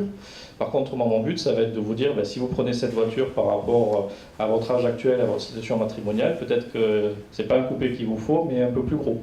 Ou alors, parce qu'il y a un enfant qui va arriver. Ou alors peut-être qu'il va être intéressant de mettre en place une solution pour de suite splitter si vous avez un heureux événement qui arrive, pour aller vers le bon SUV ou le bon monospace. Donc le but, effectivement, c'est de rendre la finance moins passive, et plus actif côté client, pour vous mieux accompagner le client sur l'usage qu'il va faire d'un objet de sport, un objet de loisir, un objet classique comme l'habitation. Aujourd'hui, à la limite, le banquier, un crédit habitation, c'est un lieu, un montant et basta. On n'analyse pas forcément le marché, on ne sait pas forcément si ça monte, si ça baisse, si la boîte dans laquelle vous bossez va faire, on va dire, des grosses levées de fonds ou pas. Donc l'économie d'usage, c'est ça. Nous, le but, c'est, aujourd'hui, on a beaucoup de données, ça fait 5 ans qu'on travaille. On a financé quelques milliers de dossiers. On va avoir besoin de gens comme vous parce qu'effectivement, demain, on va avoir tout un tas de données qui vont être intéressantes à traiter, justement pour aller dans le sens du client. Donc pour nous, c'est très prospectif. Aujourd'hui, on en est qu'au stade, on va dire, de l'empilage de données pour commencer à dresser des profils d'utilisateurs, pour commencer à faire du télésuivi. On a donc nous en partenariat. Il faut savoir que l'idée aujourd'hui, c'est de commencer à créer un écosystème autour de l'économie de l'usage. On travaille avec des gens comme Myriad qui font du télésuivi sur le sujet médical. Mais demain, on va pouvoir faire du télésuivi sur l'usage de votre vélo connecté. Le bon exemple du vélo connecté, notamment électrique, c'est qu'aujourd'hui, ça permet à beaucoup de gens de se remettre ou de se mettre au sport. J'en suis un bon témoin, puisque je m'applique moi-même les préceptes que j'essaie de vendre. Donc l'idée, c'est effectivement, j'habite à 15 km, j'ai commencé à arrêter de prendre la voiture et à venir chez moi au bureau en vélo. Donc l'idée, c'est qu'effectivement, aujourd'hui, on va pouvoir commencer à connecter une pathologie. J'ai du diabète, j'ai un peu d'embonpoint, je voudrais me remettre au sport parce que je suis un jeune senior, avec l'usage d'un vélo, et s'adapter aussi aux conditions physiques du client. Parce qu'effectivement, on ne va peut-être pas proposer à quelqu'un de faire mordicus du vélo s'il a une côte de 5 km à faire et que vraiment ça va être compliqué pour lui. Donc le sujet du vélo connecté qu'on est en train de travailler avec un fabricant qui est d'ailleurs de la région, c'est effectivement de s'adapter à la condition physique de la personne, à la topographie du déplacement qu'il va faire et à la façon dont il va l'utiliser. Est-ce qu'il utilise une fois par semaine, 2 fois par semaine, 3 fois par semaine? Encore une fois, aujourd'hui, le but c'est que s'il utilise peu, le partage sera très pertinent. S'il n'utilise pas, peut-être que c'est le crédit qui est pertinent. Donc voilà aujourd'hui où on en est. Nous, on en est sur Angers, on va dire une phase de déploiement sur divers secteurs qui au final vont tous se recouper. Et on en est à commencer à récolter des données et à commencer à bâtir, on va dire, les premiers modèles pour savoir un petit peu est-ce qu'il y a des similitudes entre certains usages. Je pense que le côté IA pur et dur, on va vraiment en avoir besoin d'ici 1 an ou 2. Parce qu'on commence maintenant à toucher à des secteurs comme l'automobile ou comme le déplacement. Et là, effectivement, on a des montants financés pertinents et on a aussi des usages qui existent déjà. Si on prend le secteur automobile, vous avez déjà du covoiturage, vous avez déjà du partage. Toutes ces briques existent déjà. Nous, notre job en tant qu'agrégateur et plateforme, c'est de faire que ces gens travaillent tous ensemble pour que le client, en un seul point, il puisse bénéficier, on va dire, de tous les avantages de ces solutions-là. Donc, moi, je suis très content d'être là ce soir parce qu'effectivement, on a des maîtres en la matière, même nous, ça nous apprend énormément et ça permet effectivement d'avoir aussi une confirmation de la vision qu'on avait sur le marché à venir. Donc voilà, ça nous conforte dans l'idée que l'économie d'usage, c'est pas juste Zuora ou Netflix, je vous prélève tous les mois, c'est demain, vous allez payer moins cher, vous allez être mieux servi, vous allez avoir une meilleure expérience client. Voilà. France, si je me réfère à votre CTO, Grazia Vittadini, qui veut utiliser l'IA dans le futur pour piloter des avions, peut-être que vous l'avez lu, au travers du réseau de données Skywise. Alors, je ne vais pas demander à la salle s'ils sont prêts à monter dans un tel avion, mais ça vient très vite quand même. Et pour revenir sur le secteur de la finance, pour un industriel mondial comme Airbus, déjà consommateur de modèles statistiques, par exemple pour le risque crédit, l'IA trouvera-t-il sa place et si oui, sur quel domaine financier? Merci pour l'invitation au début, mais je m'excuse déjà parce que le français c'est pas ma langue maternelle, donc j'espère quand même de faire passer mon message. Merci de parler notre langue. Je sais mon mieux. Das ist nicht schlimm. Ich kann auch weitermachen auf Deutsch. Non, c'est pas grave. Non, sont en fait deux questions que tu as posées. Et pour la première, la réponse est absolument oui. Et pour la deuxième, c'est un peu plus difficile. Où exactement? Donc, merci Franck. Merci. Voilà. Réponse absolument politique? Non. Non. L'IA, oui, on va l'utiliser. Et pour moi, il faut distinguer les deux sujets quand on parle de la finance. Un, c'est vraiment les services finances liés aux produits. Tu as déjà parlé de produits Skywise, donc par exemple, on fait des maintenances prédictives. Donc, on aide les clients à prévoir la maintenance, les services, les pièces détachées, à prévoir quand ils sont nécessaires, tout ça. Donc, c'est vraiment lié aux produits. Ou, comme par exemple en Allemagne, déjà, il y a les premières assurances pour les voitures qui pratiquement prennent les données de votre voiture. Et si vous accélérez très très fort, ou vous faites des bêtises, ou vous allez à 250 sur l'autoroute régulièrement, vous payez plus. Donc la même chose, on peut appliquer déjà sur les avions, s'il y a une bonne maintenance, il y a l'aspect bien sûr de la sécurité, mais aussi de l'utilisation des pièces. Donc bien sûr, on va utiliser IA pour améliorer ça, pour un impact financier positif sur Airbus. Mais c'est pas que ça. Vous avez peut-être lu, on est arrivé à vendre 800 avions cette année, 2018, pardon, mais c'était pas clair si on arrive. Donc un des très très grands efforts que nous faisons dans la finance, c'est vraiment anticiper qu'est-ce qui se passe. Vous avez peut-être vu les convois de l'AMI quand le 380 est livré à Toulouse, donc on a une chaîne de production énorme et profonde. Et vu que nous, financiers, sommes normalement les maîtres des données, donc les flux financiers pratiquement sont de l'ensemble de l'entreprise, pas que ça, mais bon, on peut dire ça, vu qu'ils sont plutôt financiers ici. Donc les données financières sont là, et on va utiliser une AI probablement, c'est la question comment l'optimiser, pour prévoir des délais de production, des livraisons. Aujourd'hui, surtout, sont des personnes avec un fichier d'Excel, ou 2, ou 3, dans un site à Saint-Nazaire, à Toulouse, à Hilton, à Hambourg, et rien n'est connecté. Donc, comme on a dit, on va utiliser beaucoup plus de paramètres avec une AI pour l'entraîner, pour prévoir ça. Mais je suis ici pour le FinTech, donc j'arrête un peu la discussion de produits, sauf que vous voulez acheter un avion, on peut discuter de très bons prix. Si vous prenez plus, on peut faire aussi un discount.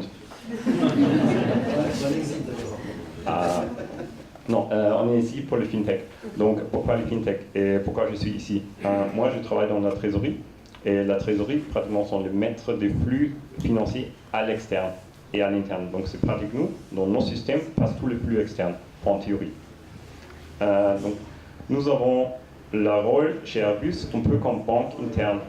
Donc, nous faisons la gestion des comptes. Nous sommes des personnes qui payent les fournisseurs, pas, et qui payent les salaires régulièrement, ça c'est bien, qui reçoivent des paiements, des clients, tout ça. Donc on est vraiment une petite banque. Par contre, on n'a pas les moyens et on n'a pas le même objectif que les grandes banques.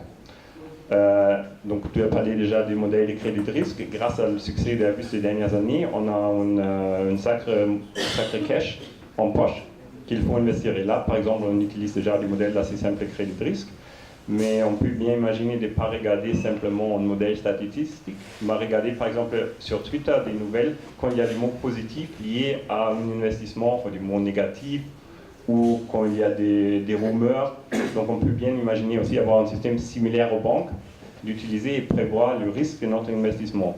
Mais en autre fois, on est un groupe industriel. On ne va pas développer un algorithme comme ça à l'interne. On va les acheter comme service.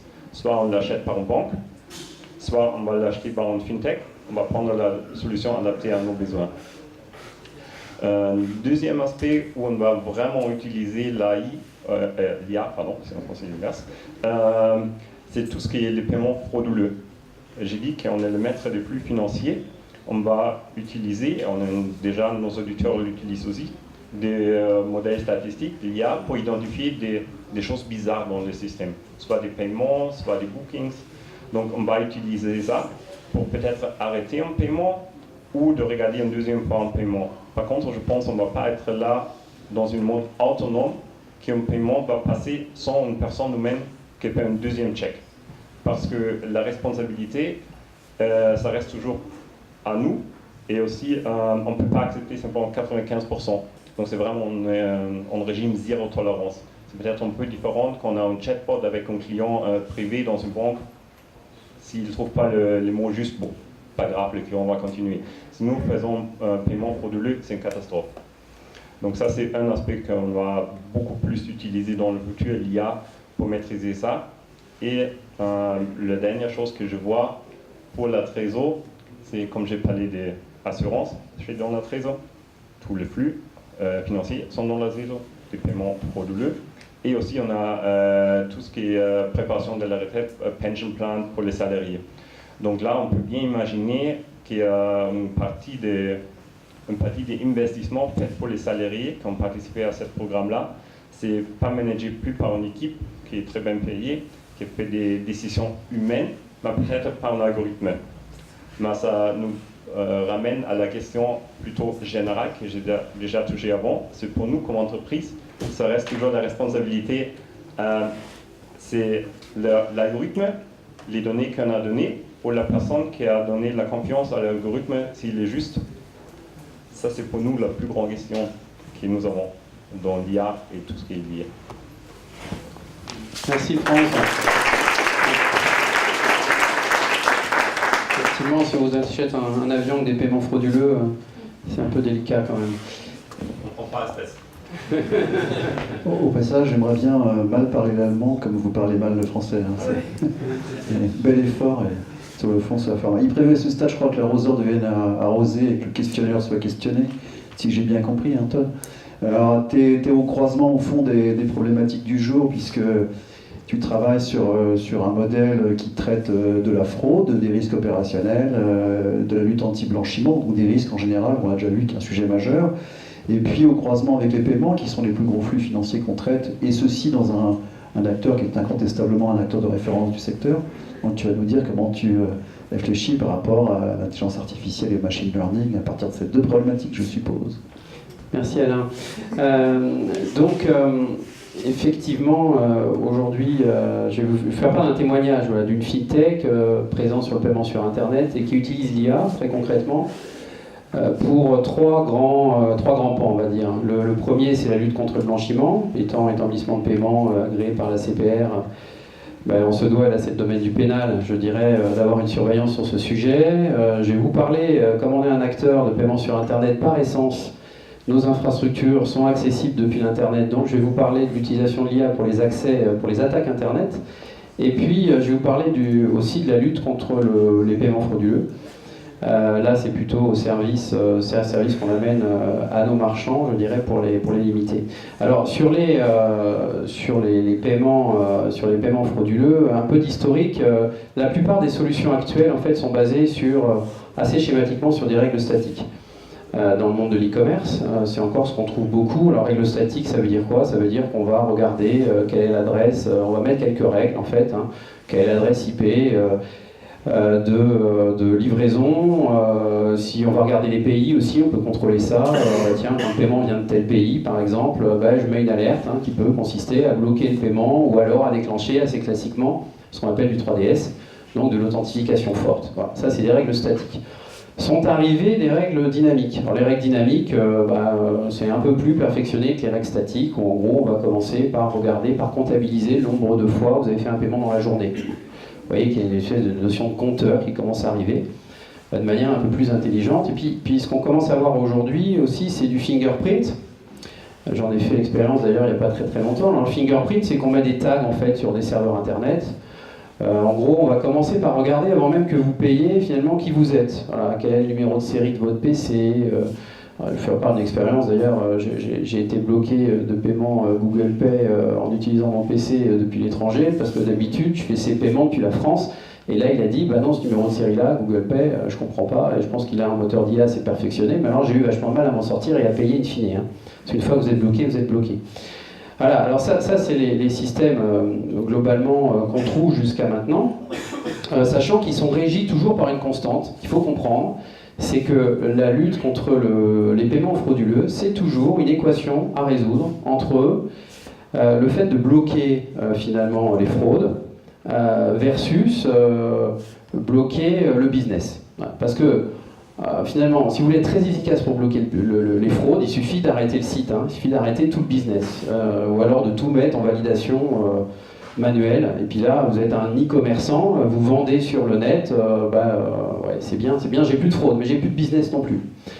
Pour vous donner d'ailleurs quelques ordres de grandeur intéressantes, la fraude sur Internet, dans le paiement sur Internet, si je prends l'exemple de la France, a plutôt tendance à baisser, alors même si les volumes augmentent, plutôt tendance à baisser. Elle était de 0,16% en 2017. Alors vous allez me dire, c'est pas grand-chose, mais il n'y a que 10% des paiements qui sont faits sur Internet, 90% de proximité, et 60% de la fraude est sur Internet. Bon, ça veut dire qu'il faut quand même s'en occuper, voilà, même si c'est 0,16%. Un autre point intéressant, remarquable, dans cette équation dont je vous parlais entre le fait de limiter fortement le business pour ne pas avoir de fraude, c'est que ce qu'on appelle les faux positifs. Les faux positifs, c'est en fait des fraudes qu'on a arrêtées à tort. On pensait que c'était des fraudes, puis ça n'en était pas. Les fraudes positives en France, l'année dernière, ça a représenté 2 milliards. C'est-à-dire que c'est 2 milliards de manque à gagner pour les e-marchands. Et les fraudes elles-mêmes pèsent entre 150 et 200 millions. Donc vous voyez qu'on en arrête plus, finalement, à tort, que ce qu'on devrait. 2 milliards, ça fait quand même quelques pertes, voilà, pour les e-marchands aujourd'hui. Alors c'est là où arrive l'IA, en fait. Et l'IA, dans l'utilisation qu'on en fait, dans l'utilisation que certains acteurs commencent à faire, ça sert à quoi ? Ça sert notamment sur des données à froid, on va dire, de pouvoir réinjecter, parce que l'IA a toujours besoin de beaucoup de données quand même, c'est ce dont on a parlé tout à l'heure. Donc l'IA sert à réinjecter des données, en fait. On réinjecte des données dans nos systèmes, et notamment les impayés. Parce que les impayés, c'est in fine, on sait s'il y avait une fraude ou pas une fraude. On la réinjecte dans nos modèles, et puis on regarde finalement si les règles qu'on avait définies, les règles dont je vous ai parlé tout à l'heure, qu'est-ce qu'elles donnent face à ces impayés. Est-ce qu'elles étaient intelligentes ou pas? Est-ce qu'elles ont généré beaucoup de faux positifs? Voilà. Et l'IA va proposer des nouvelles règles. Alors, l'IA peut le faire de manière intelligente ou de manière un peu plus, à mon sens, difficile à entendre. Elle va vous proposer parfois des nouvelles règles en mode boîte noire. Alors là, il faut lui faire confiance. Vous faites confiance aux algorithmes. Vous cliquez sur le bouton et hop, vous espérez juste que vous n'allez pas perdre votre business une fois que vous aurez cliqué sur le bouton. Ça, c'est l'aspect boîte noire. Et puis, il y a l'aspect, je dirais, plus intelligent, où l'IA va en fait vous proposer de nouvelles règles, vous les expliquer, et ça reste bien un outil de la décision, c'est à vous de prendre la décision derrière. Parce que finalement, la stratégie de savoir est-ce que je vais laisser passer beaucoup de fraude par rapport au business que je veux gagner ou pas, c'est bien à vous, quelque part, de le décider par rapport aux règles que l'IA va vous appliquer. Alors ça, c'est sur l'IA, sur des données, et je suis plutôt sur les données à froid. Je vais vous faire un aparté rapide sur les données temps réel. Parce que l'IA, on peut l'utiliser aussi dans ce contexte-là. Aujourd'hui, on est un acteur présent sur Internet. J'espère que ça n'est pas arrivé à certains d'entre vous, mais on a subi quelques attaques DDoS. C'est pas très agréable. Qui sont des attaques en fait de masse, qui consistent à saturer votre réseau. Sur le dark web, ça s'achète, c'est pas très cher, c'est de moins en moins cher en plus, donc quand un concurrent vous veut du bien, c'est assez facile de vous attaquer. Alors ça sert à quoi en fait de vous attaquer massivement? À la fois ça sert à faire tomber vos infrastructures et puis surtout à vous occuper là-dessus pour essayer d'aller vous piquer les données par ailleurs. On a été confronté de manière assez régulière à ces attaques-là. Je ne vais pas trop en parler parce qu'en général, quand les hackers entendent, ils disent tiens, on va se faire un plaisir de recommencer. On a investi en fait depuis sur des boîtiers qui embarquent de l'intelligence artificielle. Alors pourquoi? Ça sert à quoi? C'est-à-dire que c'est des boîtiers qui apprennent. Il faut 6-9 mois d'apprentissage, il faut aussi pas mal de données, et ces boîtiers apprennent à connaître nos bons flux des mauvais flux. Voilà. Là, je parle de flux de paiement. Ce qui fait que quand on est attaqué, ces boîtiers savent automatiquement couper les mauvais flux. Alors, il y a un peu de casse, ils coupent des bons flux aussi dans le lot, mais globalement, c'est quand même plutôt pas mal. Et en tout cas, c'est beaucoup plus pertinent que si vous essayez de le faire vous-même, sans avoir cet apprentissage, et que vous êtes dans la panique et dans la crise. Voilà. Donc ça, c'est une application réelle que je vous donne, qu'on utilise aujourd'hui pour lutter contre les attaques sur Internet. La deuxième, elle est liée au blanchiment, et là aussi on utilise l'IA en temps réel. Et on l'utilise pourquoi? Parce que le blanchiment, en fait, ça consiste à détecter des comportements atypiques. Alors là, c'est pour nos marchands qu'on surveille ça. Typiquement, c'est quoi un comportement atypique? C'est un marchand qui d'habitude vend ses produits de 17h à 20h avec des produits qui ont tel montant. On va rentrer ces règles et le profil de ces marchands pour qu'ils puissent nous dire, tiens, c'est bizarre, mais hier, il a vendu des produits un peu moins chers entre 2h et 4h du matin. Et puis il a recommencé, et puis etc. Voilà. Donc ça nous donne, c'est comme ça des signaux faibles, temps réel, hein, qui nous sont remontés, et qui nous donnent un certain nombre d'indices pour se dire, tiens, il va peut-être falloir déclarer ce marchand à Tracfin, je ne sais pas, parce qu'il y a peut-être quelques problèmes de blanchiment avec. Voilà, alors il y a une autre utilisation d'IA qui va être vraiment d'actualité, vous avez peut-être entendu parler de l'instant paiement. D'ailleurs BPCE est un des premiers à en faire, mais les autres banques vont suivre, il y a plusieurs banques dans la salle. L'instant de paiement c'est bien, hein, c'est un virement, mais c'est 15 000 € en moins de 10 secondes. Donc bon, je cherche encore les use cases, mais par rapport au chèque de banque, il peut y avoir quand même quelques intérêts, mais il y a une vraie problématique de sécurité derrière l'instant de paiement. Parce que le virement il est révocable, hein, vous le savez, hein, quand vous avez mis un numéro d'IBAN et que vous envoyez votre virement, pour le récupérer derrière, il faut que le gars en face, ils veulent bien vous le rendre quand même, l'argent, hein, c'est compliqué. Donc là, imaginez 15 000 € en moins de 10 secondes. Aujourd'hui, les virements, c'est bien, c'est J+1. Il y a des systèmes de lutte contre la fraude qui tournent aujourd'hui, qui tournent 1 heure après, pendant 2 heures après, et puis, ah, tiens, c'est frauduleux, clac, le virement, on le suspend. Là, c'est 10 secondes. C'est plus compliqué. Et là, on va essayer de chercher justement à ce que l'IA nous aide pour sécuriser ce type de virement. Voilà, pour conclure, j'ai essayé de vous donner un peu un panorama d'un acteur comme nous sur le paiement sur Internet dans l'utilisation très concrète de l'IA. Pour conclure, moi, je dirais juste que l'IA aujourd'hui est une réalité, voilà, très concrète, même si voilà, c'est en voie de développement, mais c'est une réalité. La réalité aussi, c'est que les hackers vont commencer à l'utiliser. Voilà, ça, c'est la mauvaise nouvelle. Il ne faudrait pas qu'il y ait une dissymétrie entre ceux qui essayent de nous attaquer, ceux qui gèrent les paiements frauduleux, et puis ceux qui essayent de s'en protéger. Et l'IA, moi j'y crois, mais vraiment un outil de la décision. Alors ça donne un espoir finalement, hein, de la place de l'homme sur l'IA. On verra, peut-être que plus tard on m'expliquera qu'on n'a plus besoin de l'homme, mais aujourd'hui on a besoin de l'homme avec l'IA en outil de la décision, parce qu'encore une fois, dans mon métier, il faut savoir prendre la bonne décision, la bonne stratégie entre est-ce que je ferme complètement mon site, j'arrête tout business pour plus avoir de fraude, ou est-ce que je laisse passer quelques fraudes? Voilà.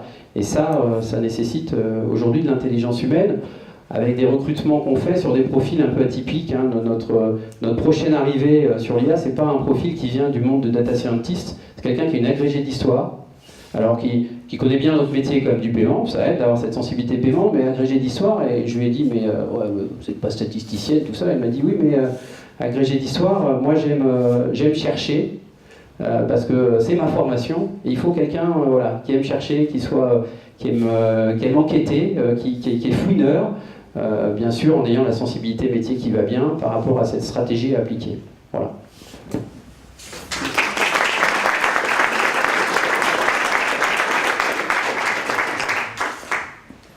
Bien, alors je vais reprendre ma casquette d'animateur et passer la parole à Alain, à qui j'ai demandé de conclure dure mission, parce que Alain est à la fois de par ses missions de conseiller aux banques, assurances, start-up, mais aussi en tant qu'observateur au cœur des fintech, en étant président de France Fintech. Et la question que j'ai envie de poser à Alain, c'est écoute, finalement, avons-nous été dans cette table ronde représentatif des problématiques, des tendances actuelles de l'IA appliquée à la finance, et quelle est la place de la France dans ce domaine? Merci. On a été représentatif des hommes blancs de plus de 40 ans à vocation largement française, c'est-à-dire on est tous très bavards. J'ai mis mon chrono, j'ai essayé de ne pas être trop long. Tu m'as demandé d'essayer de traiter un peu par différence ce qui n'avait pas été traité. Et pour rebondir sur mon dernier point, j'ai envie de le faire un peu sur un mode, si j'ose dire, historique. Au fond, on est aujourd'hui en matière d'innovation financière dans la deuxième vague.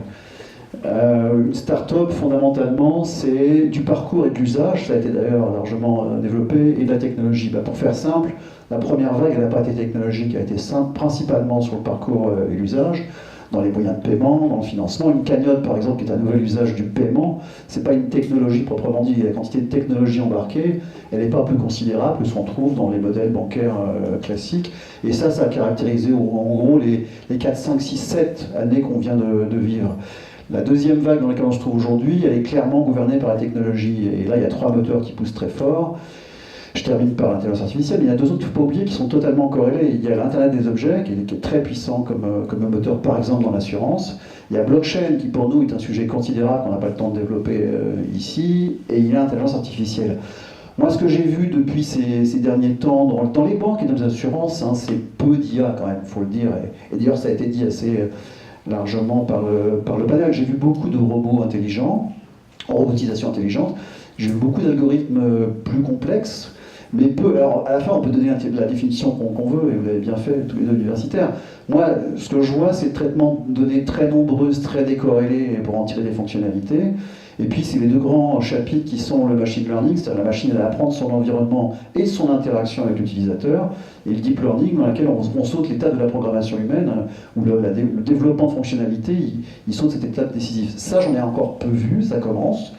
Et ce que j'ai vu essentiellement, c'est des outils de productivité. Alors, la productivité dans le secteur financier, c'est le sujet, puisque, en gros, les startups, elles rendent par l'usage et le parcours, et par le coût d'acquisition du client. L'alpha et l'oméga de la stratégie financière, c'est à quel prix j'achète mon client, pour être très trivial. Et les banques, aujourd'hui, elles l'achètent entre 250 à 900 euros à peu près le client, quand les startups, elles réussissent pour les meilleurs à quelques euros, ou à quelques dizaines d'euros, et ça fait une très grosse différence dans la capacité après que j'ai évidemment à l'embarquer et à la rentabiliser. Là, les choses commencent sérieusement, je vois des choses beaucoup plus complexes de ce point de vue, et en gros, il y a 4 chapitres. Il y a le chapitre productivité, qui va être une bagarre considérable, puisque le secteur financier doit réduire ses coûts, notamment le secteur dit traditionnel de banque et d'assurance, avec le coût lié évidemment au réseau et toutes les difficultés que ça peut représenter. Je passe rapidement dessus parce qu'il a été évoqué déjà plusieurs fois. Le deuxième sujet, c'est l'expérience utilisateur. Et au fond, ce qu'on essaie tous de faire des deux côtés, c'est de résoudre un paradoxe, un oxymore, puisqu'il faut réussir à industrialiser l'individualisation de la relation, ce qui est très compliqué. Mais à la fin, ce que permettra de faire l'IA, c'est ça, c'est de fournir des solutions sur mesure à un client, mais avec un processus industriel et technologique. Et j'ai déjà vu des choses extraordinaires se faire dans la gestion d'actifs, dans le robot advisor de 3e génération par exemple, qui montrent que là on est en train de faire un vrai saut qualitatif et quantitatif pour le faire. Et le client, il ne faut pas oublier aujourd'hui, il veut qu'on lui donne du service, mais il veut participer, ce qui est très compliqué à faire dans le secteur financier, parce que quand il commence à participer, par exemple en gestion, il met un peu le bazar. Donc c'est enfin les banquiers le savent bien, les gens qui font du placement aussi. Le 3e chapitre, qui pour moi est le plus gros économiquement, c'est les risques. Ce secteur dans lequel plusieurs d'entre vous travaillent. Le risque opérationnel et les risques de contrepartie en particulier. Un mot simplement, le risque contrepartie dans le secteur financier classique, c'est si vous êtes un particulier, donnez-moi votre 3e fiche de paye, je caricature un peu, j'ai été longtemps banquier. Et si c'est une entreprise, donnez-moi votre 3e bilan. C'est de l'analyse rétrospective, c'est un peu dans le rétroviseur. Et le passé préjuge de moins en moins de l'avenir, puisqu'on va tous changer de vie, les entreprises sont disruptées, le monde est beaucoup moins lisible. Et ce que permet de faire la technologie, c'est d'introduire des nouveaux modes d'analyse de ça en complément. Par exemple, l'analyse des signaux faibles, l'analyse qu'on peut avoir sur les données publiques, la transaction qu'on peut passer avec un client sur ses interactions sur les réseaux sociaux. Il y a pas mal de banques et de startups aujourd'hui qui proposent des modes de paiement de cette nature. Et puis, évidemment, tout le chapitre des risques opérationnels que je ne développe pas puisqu'il a été évoqué. Et puis, le dernier chapitre, et pour moi, c'est ça la mère de toutes les batailles, c'est le conseil. C'est ce que va pouvoir faire l'IA, c'est de pouvoir aider à fournir du conseil. Le conseil, c'est un besoin qui va exploser chez les clients, entreprises et particuliers. Les particuliers, parce que l'évolution des systèmes de retraite, la difficulté qu'on a à construire un programme à long terme, l'interaction entre sa vie professionnelle et sa vie privée, le décloisonnement, c'est très compliqué. Et j'ai vu des choses technologiques qui permettent de faire des grosses avancées là-dessus. L'entreprise, même chose, monde illisible, et donc il y a énormément de besoins. Le besoin va croître, l'offre technologique permet de faire des gros progrès, et en gros il y a deux grandes voies. Il y a la voie de l'homme augmenté, l'homme et la femme augmentés. On n'a pas été très bon sur ce coup-là, qu'on progresse la prochaine fois. Et donc c'est le conseiller, par exemple quand vous dialoguez avec un conseiller dans une banque aujourd'hui, et c'est vrai, j'ai beaucoup de fintech, par mail, vous avez presque une chance sur deux que ce soit un robot qui propose au conseiller une posture de réponse ou que le robot réponde directement. Je ne donne pas de nom de banque, mais il y en a beaucoup aujourd'hui qui sont passés résolument à ça. Parce qu'en gros, la réponse des mails entrants du client, c'est à peu près la moitié du temps d'un exploitant de réseau. Et voilà, et pendant ce temps-là, il ne fait pas du conseil, donc il faut travailler dessus. Et les startups travaillent également beaucoup dessus, donc là, il y a un potentiel énorme. Un mot pour finir, pour dire deux choses. Premier, c'est que ceux que je vois réussir, ils ne considèrent pas l'IA comme une technique de plus, mais comme un modèle. Voilà. Dans les banques, dans les assurances, dans les startups, ceux que je vois réussir, ils se disent c'est pas une couche technologique supplémentaire, c'est pas comme la direction des services informatiques du coup d'avant, c'est une manière de repenser toute l'interaction, tout le modèle, et ça c'est la clé. Et la deuxième idée qui est évoquée très vite, c'est la place de la France très particulière là-dedans, parce qu'on s'accable tout le temps à juste titre, mais on est une des grandes nations de sciences cognitives de la planète, et d'ailleurs Toulouse figure en bonne place. Voilà.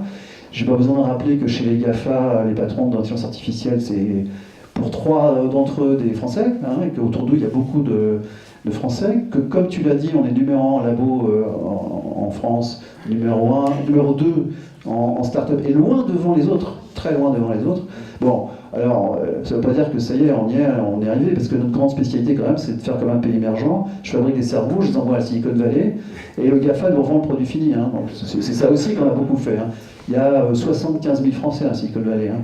Voilà, ce qu'on essaye de faire, c'est de reprendre un peu le manche, et ça se passe par réseau, dont l'événement de ce soir est un bel exemple. Voilà, j'ai tenu mon délai. Merci. Merci. Merci Alain. Je vais prendre une ou deux questions, sachant qu'après il y a une petite conclusion et puis un cocktail. On pourra aussi y répondre. Est-ce qu'il y en a? Je sais que l'heure est un peu tardive. Non, on y répondra plutôt au cocktail. Oui, Rebecca?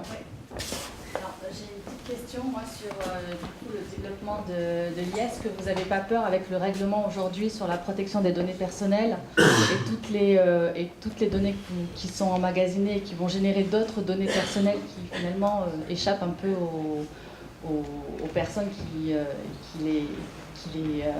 à qui elles appartiennent finalement, qui finalement vous appartiendront à vous alors qu'elles appartiennent à des individus. Est-ce que vous n'avez pas peur que l'IA soit freinée par ces réglementations qui poussent de plus en plus à protéger l'individu Bon, je m'y colle pour une partie, puis tu compléteras. La donnée, c'est la matière première, c'est le fuel de cette industrie. Jusqu'à présent, beaucoup des acteurs ne payaient pas leur matière première, c'est quand même un peu embêtant. C'est un modèle dans lequel je ne paye pas ma matière première, c'est quand même pas très simple, pas très pérenne. Et RGPD, c'est deux choses. Je rends la propriété de la donnée au client, dans les mêmes termes qu'on a fait avec le dossier médical il y a 15 ans. D'ailleurs, avec les mêmes débats, est-ce que c'est bien de donner les données médicales au patient qui n'a pas compris ce qu'il voit, etc. Et puis le deuxième outil, c'est je crée un mode de transaction. On va rentrer dans un mode de transaction, c'est-à-dire il faut absolument protéger la donnée individuelle, mais proposer aux gens qui pourront obtenir un avantage économique par un crédit beaucoup moins cher ou un accès à des produits beaucoup plus satisfaisants, beaucoup plus adaptés, l'idée d'une transaction. Et donc si l'IA ne fonctionne pas sur ce mode-là, elle est condamnée à juste titre par la loi, le règlement et la morale. Donc au contraire, c'est un cadre qui permet enfin... Chez les GAFA, l'IA qui a coûté des milliards, elle est fournie gratuitement. Hein. Pourquoi? Parce qu'en réalité, c'est pas l'IA qui est vendue, c'est la donnée qui est intégrée, et puis plus on l'utilise, plus le machine learning fait son boulot, et plus l'intelligence artificielle est efficace. Donc on voit bien qu'il y a les modèles derrière, mais il y a un biais de départ, c'est que je ne paye pas mon pétrole. Exactement, sur le principe effectivement de ne pas acheter la donnée. Aujourd'hui, le but c'est de laisser le choix au client. Il ne faut pas opposer la RGPD et l'IA, il faut juste que le client sache si on utilise ces données, pourquoi on utilise ces données, et éventuellement demain lui donner la possibilité entre un crédit un peu plus cher ou un peu moins cher, si on achète sa donnée, ou un objet moins cher ou plus cher. Donc c'est juste, voilà, il faut que le biais se fasse. Aujourd'hui, ça fait des années, je pense qu'il y a beaucoup de centres d'appel qui nous harcèlent tous, qui ont reçu la fiche parce qu'ils l'ont acheté à une banque ou à un énergéticien, et on est harcelé, on ne peut plus.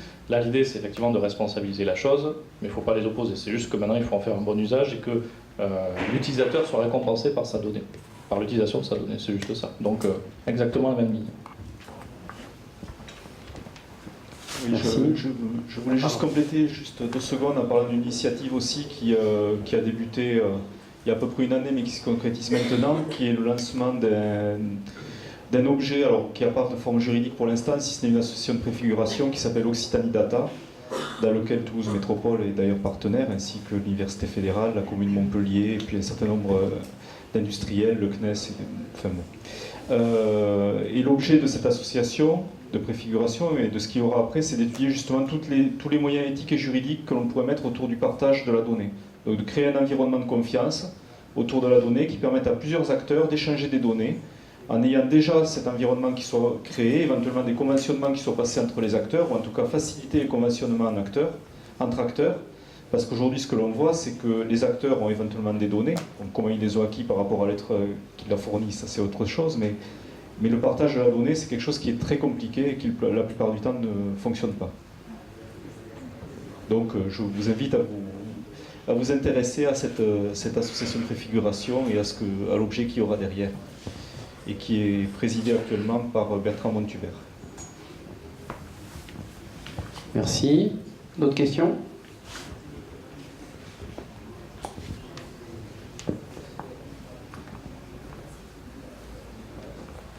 Non ? Bon, bah écoutez, on fera ça au cocktail alors, sans nul doute. Je repasse la parole à Alexandre et je remercie encore une fois l'ensemble des intervenants. Merci.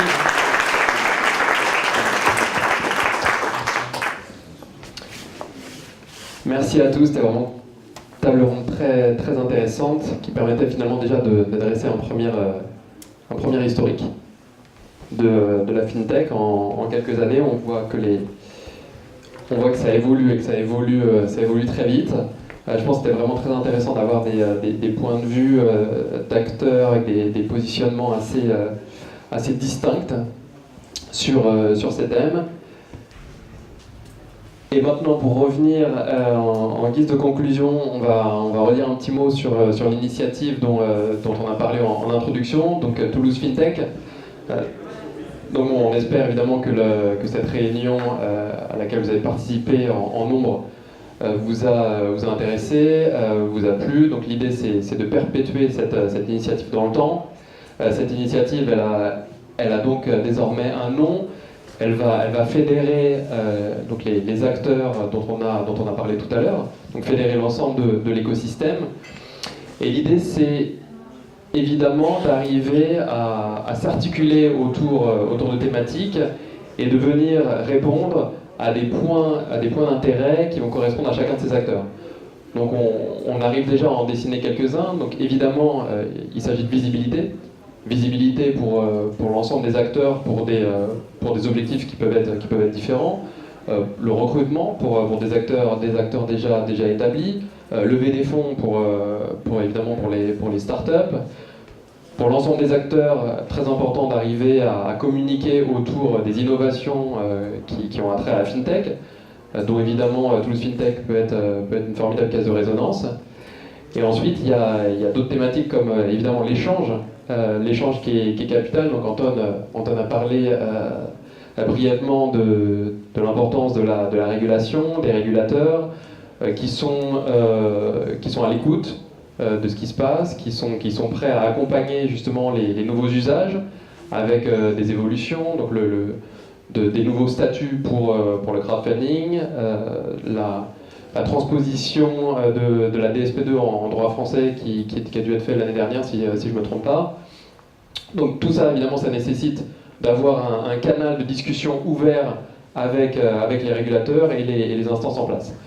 Ensuite, l'échange, il doit être vif avec les écoles, avec les universités, pour être capable de se coordonner, le cas échéant de mettre en place des modules ou des formations.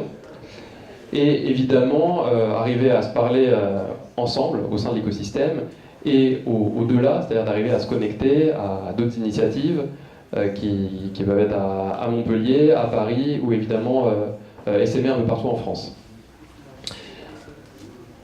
Il est important de se rassembler pour plusieurs raisons. Il y a beaucoup de choses à partager. Quand on est plusieurs fintech, quand on est une fintech avec un groupe plus établi, évidemment, on a une proposition de valeur qui est beaucoup plus large. Donc s'associer, ça fait évidemment du sens pour répondre de manière conjointe à des appels d'offres. On peut imaginer aussi tout un tas de cas de figure pour aller faire des démonstrations jointes, partager des stands. Donc autant autant de points qui sont intéressants et pertinents pour les acteurs. Et enfin, c'est une initiative qui intéresse évidemment les banques pour toute la partie veille technologique, évidemment, qui peut y résider. Voilà, donc les fintechs ont évidemment une agilité que les banques n'ont pas forcément simplement de par la taille. Après, les fintechs aussi peuvent arriver à s'engouffrer, comme le disait très justement Alain, dans des brèches qui ne sont pas forcément très technologiques, mais qui peuvent être véritablement du niveau de la révolution d'usage. Et c'est également évidemment un lieu pour partager ces différents dénouements. Donc fixer des objectifs, c'est important, les atteindre, c'est mieux. Donc il va nous falloir être pragmatique, c'est-à-dire ne pas réinventer la roue, être capable, comme on l'a fait aujourd'hui, de capitaliser sur les initiatives qui existent déjà depuis plusieurs années au niveau national. Donc d'ailleurs merci à France FinTech et au Pôle Finance Innovation d'avoir organisé le FinTech Tour, d'être passé à Toulouse. Et évidemment, nous, ce qu'on veut, c'est maintenir ce contact. Il faut savoir tirer parti des forces locales qu'on a, et elles sont nombreuses. Donc on l'a dit tout à l'heure quand on balayait l'écosystème. Et maintenant, pour arriver à faire vivre cette association, cette initiative, il va nous falloir véritablement répondre aux demandes, aux attentes des différents membres, donc qui peuvent être différents. Donc on a esquissé sur le slide précédent des thématiques. Alors vous y retrouvez peut-être complètement, peut-être moyennement. Donc l'idée pour nous, c'est évidemment d'aller plus loin sur cette partie. Donc dans les jours ou dans un futur proche, on va vous faire parvenir un questionnaire. Donc n'hésitez pas, soyez exigeants. Dites-nous véritablement ce que vous pouvez attendre de cette initiative. Et par contre, en échange, parce qu'il y a toujours évidemment quelque chose à donner, et bien il va falloir être capable de donner, parce que si chacun veut venir prendre dans cette initiative, évidemment, on va avoir un souci. Donc il va falloir être capable de donner de son temps, de donner de son énergie, de s'engager, de prêter des locaux, parfois, de cotiser également. Donc on recherche évidemment l'ensemble des volontaires, donc toutes les personnes, il y en a certainement ici ce soir, qui ont envie de s'impliquer et envie justement de faire bouger les choses dans cette direction. Voilà, je pense qu'on a tous un petit peu chaud dans la salle. Tu permets de dire un mot sur ça ? Bien sûr. On s'était vu l'année dernière avec les élus, les associations, toi, etc. Et le message qu'on avait donné, c'était, et c'est un peu provocateur, on est un peu frustré avec Toulouse. Parce que Toulouse n'avait pas sa part de marché en visibilité FinTech très clairement.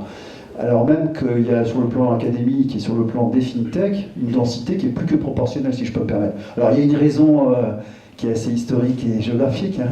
C'est pas facile d'exister à côté de l'aéronautique, j'ai l'impression quand même. C'est le fruit de l'excellence, hein, c'est bon. Mais voilà.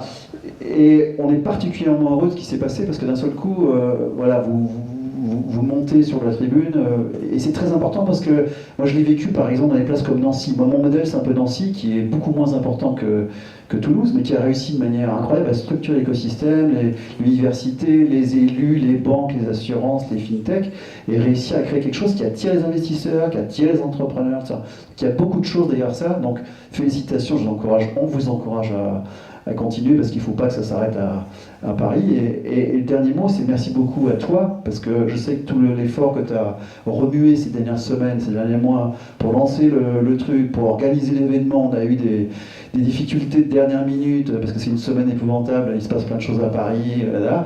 Bref, les ressources étaient difficiles à mobiliser. Voilà, une énorme énergie a été déployée en plus de son boulot. Donc si vous en êtes d'accord, je propose qu'on remercie chaleureusement Alexandre et tout Antoine et toute l'équipe qui se sont donné la main de ça.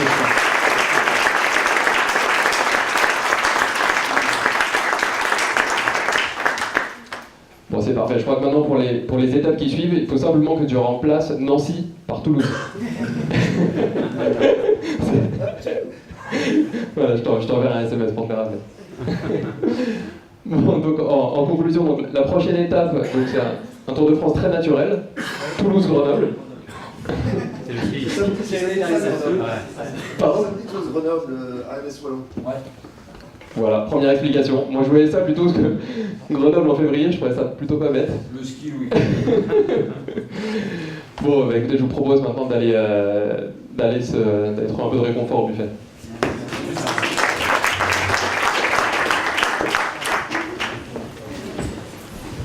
Bravo Alexis.